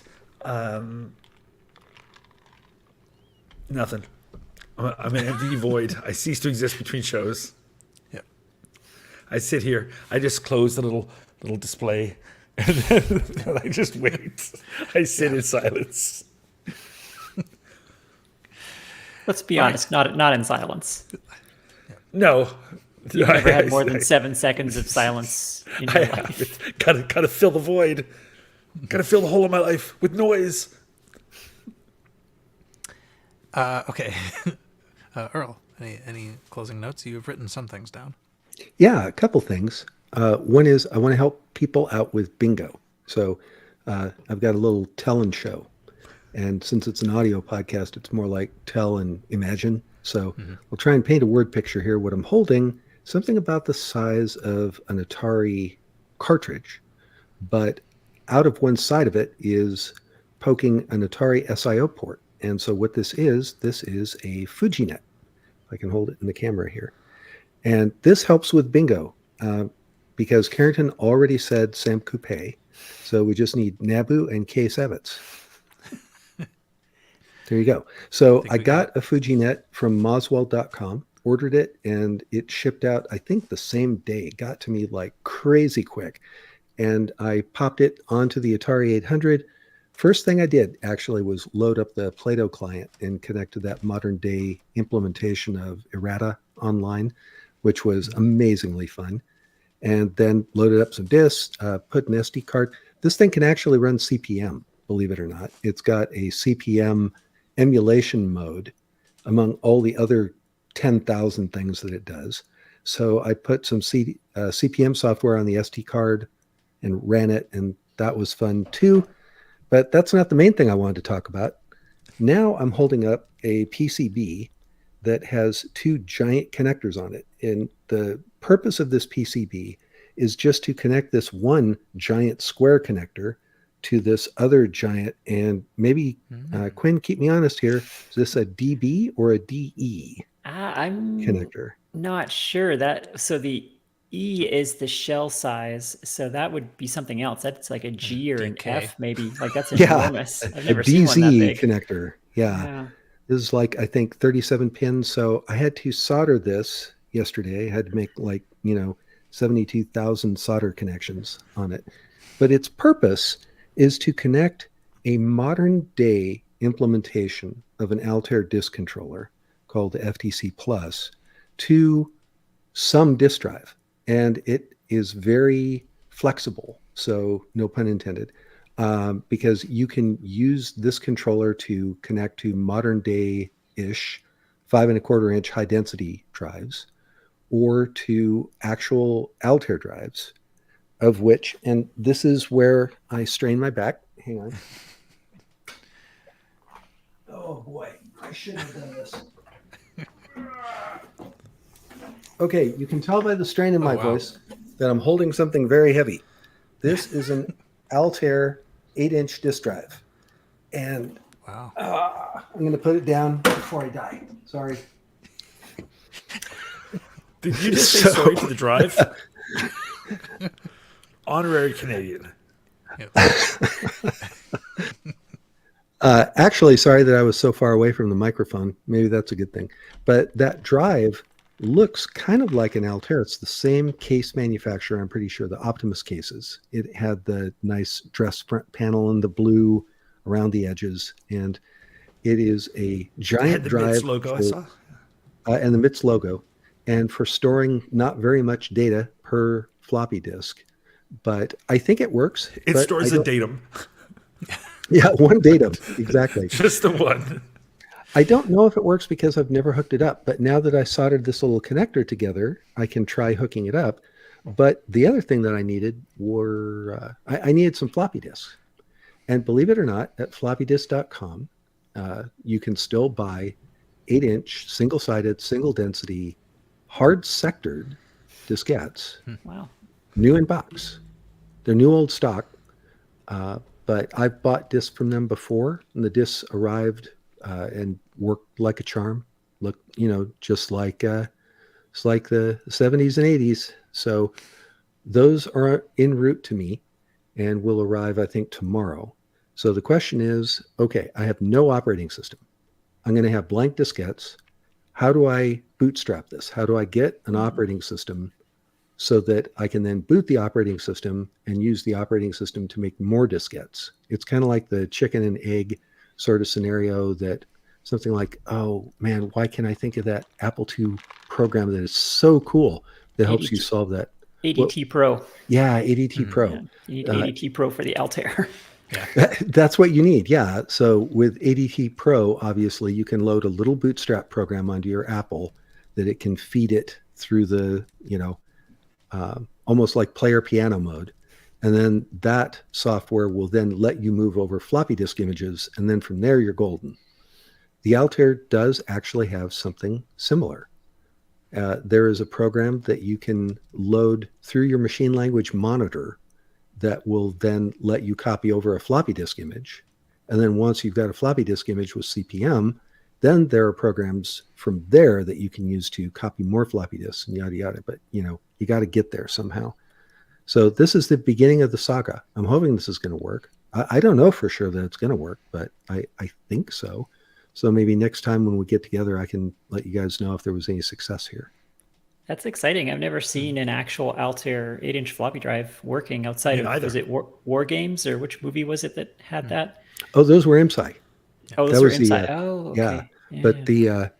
But they're fairly rare, and go for stupid eBay prices when you can find them on eBay. But I just want to see it work. When I opened it up, the outside of the case is a little rough. No scratches in that, but it's pretty dusty, dirty. I have to try and figure out how to clean it up without removing any of the original finish, because you don't want to mess up the case by trying to fix it. But when I opened it up, the inside is pristine. It looked like it just came off the assembly line. Or I used my multimeter. It had a dust cover, exactly. I used the multimeter to check for shorts to make sure that no tantalum capacitors were ready to get me. And everything was okay there. So I powered it up, and it powers up. I just don't know if it's going to do anything. So I'll let you guys know. That's neat. That's it. That's all I got. It's very cool. It's exciting though. Yeah. Let's see. Me. I have. I don't know. I'm continuing to sort of try to compress my office from 2 big rooms into 1 room, and that's interesting because it means that I see a lot of these things. I'm trying to arrange stuff so that the stuff I actually want to get to sooner is closer to the front. But also, it's nice to just be able to see the stuff that you have too. Yeah. No, I am often kind of startled by like the coolness of some of these things that I'd forgotten that I had. But someday I really do want to get to them. But so we'll see if I do. But another thing that I got, I haven't not done anything with it, but I have an Apple Squeezer, which is a 2GS accelerator thing, which so they were very hard to get. They sold out immediately, and there was just a new run recently, and so I jumped on the email that said they're available. So I'm looking forward to putting that in. I have a Transwarp GS accelerator in there right now, and the problem with that is that it's it's real old tech that could fail in a way that this probably will be less likely to fail. I think it's mostly compatible and runs faster than the Transwarp does and so forth. So anyway, I know almost nothing about it, but I'm kind of excited to try it. So I don't know, Quinn, have you heard about or used one of these? Yeah, so I just missed my chance to beat you to the punch on that, actually. So, sorry. yeah, because I also had one coming in. I ordered one from Nick, and unfortunately, mine got lost in the mail from the Netherlands. They're coming a long way, and we waited, I don't know, a couple or 3 months, and it just never appeared. And then both of us talked to our respective post offices, and I think we've determined that it never made it out of the Netherlands. It seems to have vanished on their end. But he's sending me another one. So he was super cool about that and just sent me another one. So it's on its way now, but I'm also looking forward to receiving that. You are correct. It is a modern 2GS accelerator. I believe it goes to 20 megahertz. The Transwarp GS, which is kind of the de facto GS accelerator, is 7 megahertz. So pretty huge difference. I think the one compromise the Apple Squeezer has is it does not support 5.25-inch floppy disks. I believe it does not know how to slow itself down to talk to those. So I think you have to not use your 5.25. But other than that, I believe it's basically compatible with everything. It's sort of like semi work in progress. I think like it's not quite a beta, but it's it's a new product, and he's working a few things out. So it's sort of experimental, I guess. But yeah, pretty cool to see a 2GS running that fast, I imagine. So I'm looking forward to giving that a try as well. Yeah, I think it provides RAM too, I believe.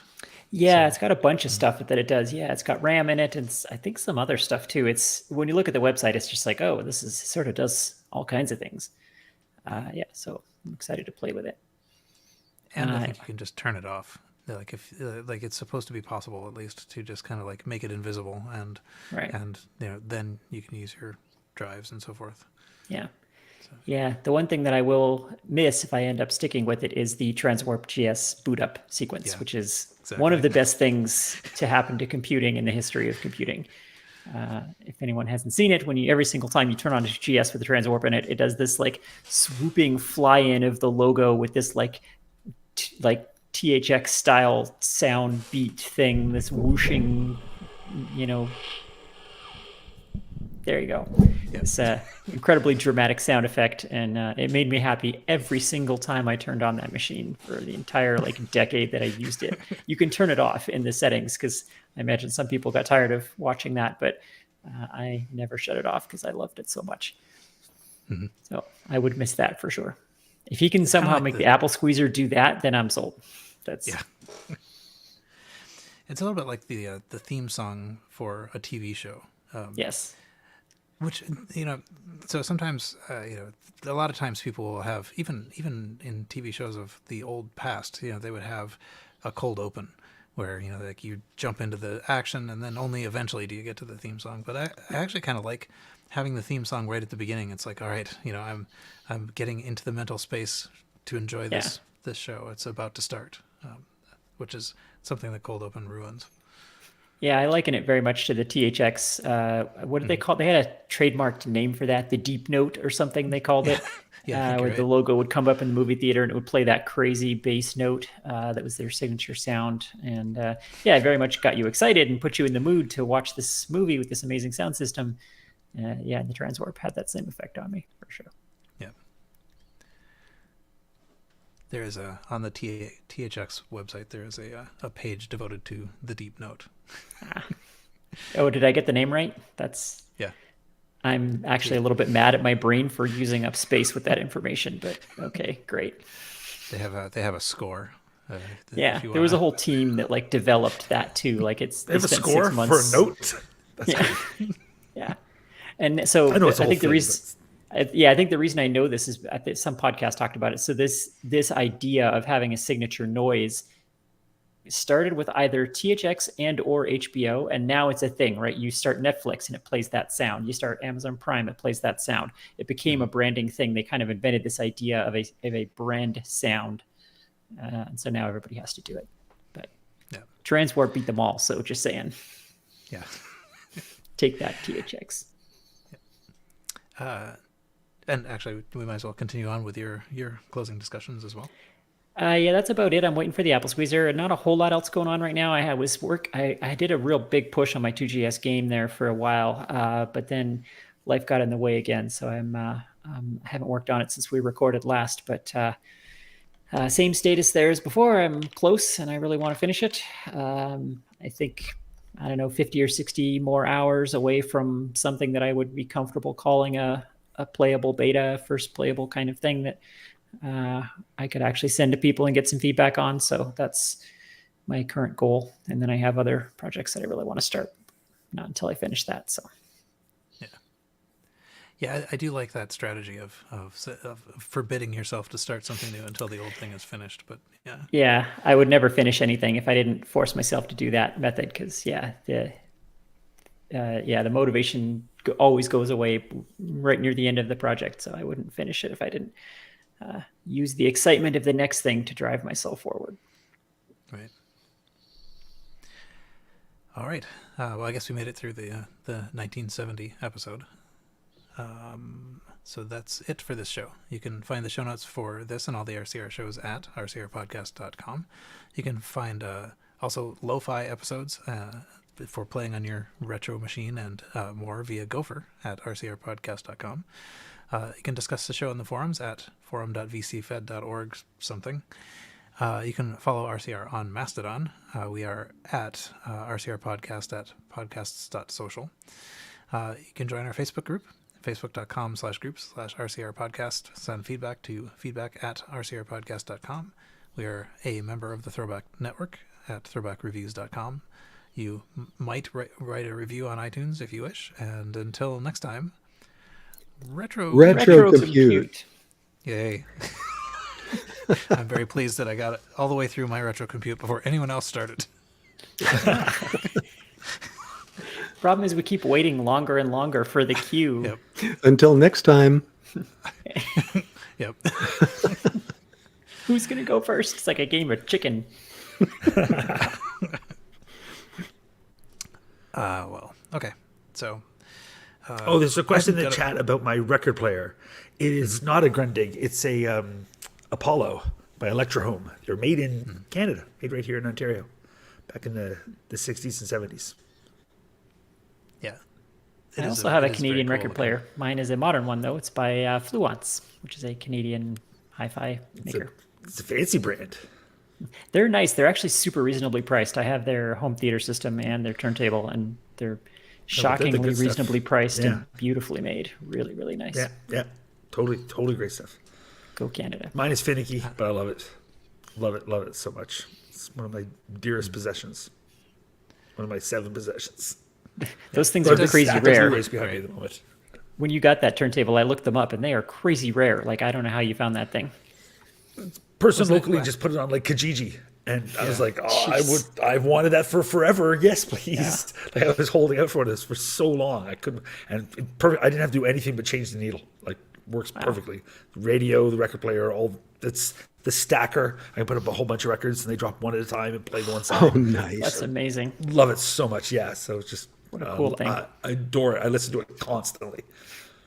So the stackers. And I put the only thing I've changed on it, I plugged into it a phono to Bluetooth adapter, which has a little battery, which is great though. But then I can just have headphones on from anywhere, but listen to my record player cranked up, which is nice. Cool. So born analog, and then transmitted digitally. Exactly, all crackles and all. Yeah, you take that rich analog sound and then mangle it with terrible Bluetooth compression. Yeah, well, I'm in a condo, so you can only crank things. I don't want to be mean to neighbors, right? So sometimes you want to listen to it loud. So it's for that. Yeah. But there's little like blown speakers on bass. Yeah. having the little automatic dropping system is good for like albums that have multiple discs, so that you can listen to all the odd sides and then listen to all the even sides.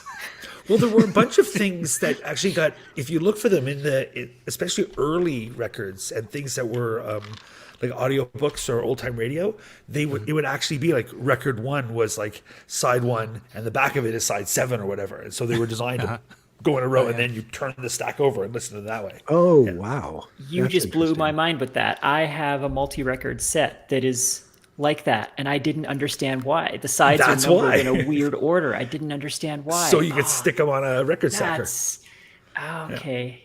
That's so cool. Yeah, I don't remember what. I think it's a Led Zeppelin album or something. It's like a 2-disc set, but it's 4 sides that are numbered in a weird order. Now That would be the reason. Yeah. Cool. All right, now I know. Yeah. In fact, it's quite possible that they're numbered in such a way that you could take the whole stack and flip it and have it continue. Yeah, that's how Yeah, they were. that's back what he's in saying. Yeah. I've got an Ella Fitzgerald thing that is 8 records and it's but it's with interviews and stuff, and it's designed to put them all on and then reverse them. Oh no, sorry, 4 records, but 8 sides, and you reverse them all. Probably also for jukeboxes, because they would be similar, I guess. There were stacker jukeboxes that worked that way too. Yeah, cool. Excellent. Yeah. All right. Well, that's probably good enough for now. Sorry, YouTube, we went off on a tangent there. I guess we're still live. That happens around here. But well, I think we already did the closing. So, all right. Thanks everyone for sticking around for 2.5 hours or whatever this was. And Yep. soon things will be on the feed, and we'll be back here probably in a couple weeks. Retrocompute. Yeah. That was for the next show. I came in that early. Excellent. All right. Bye, YouTube.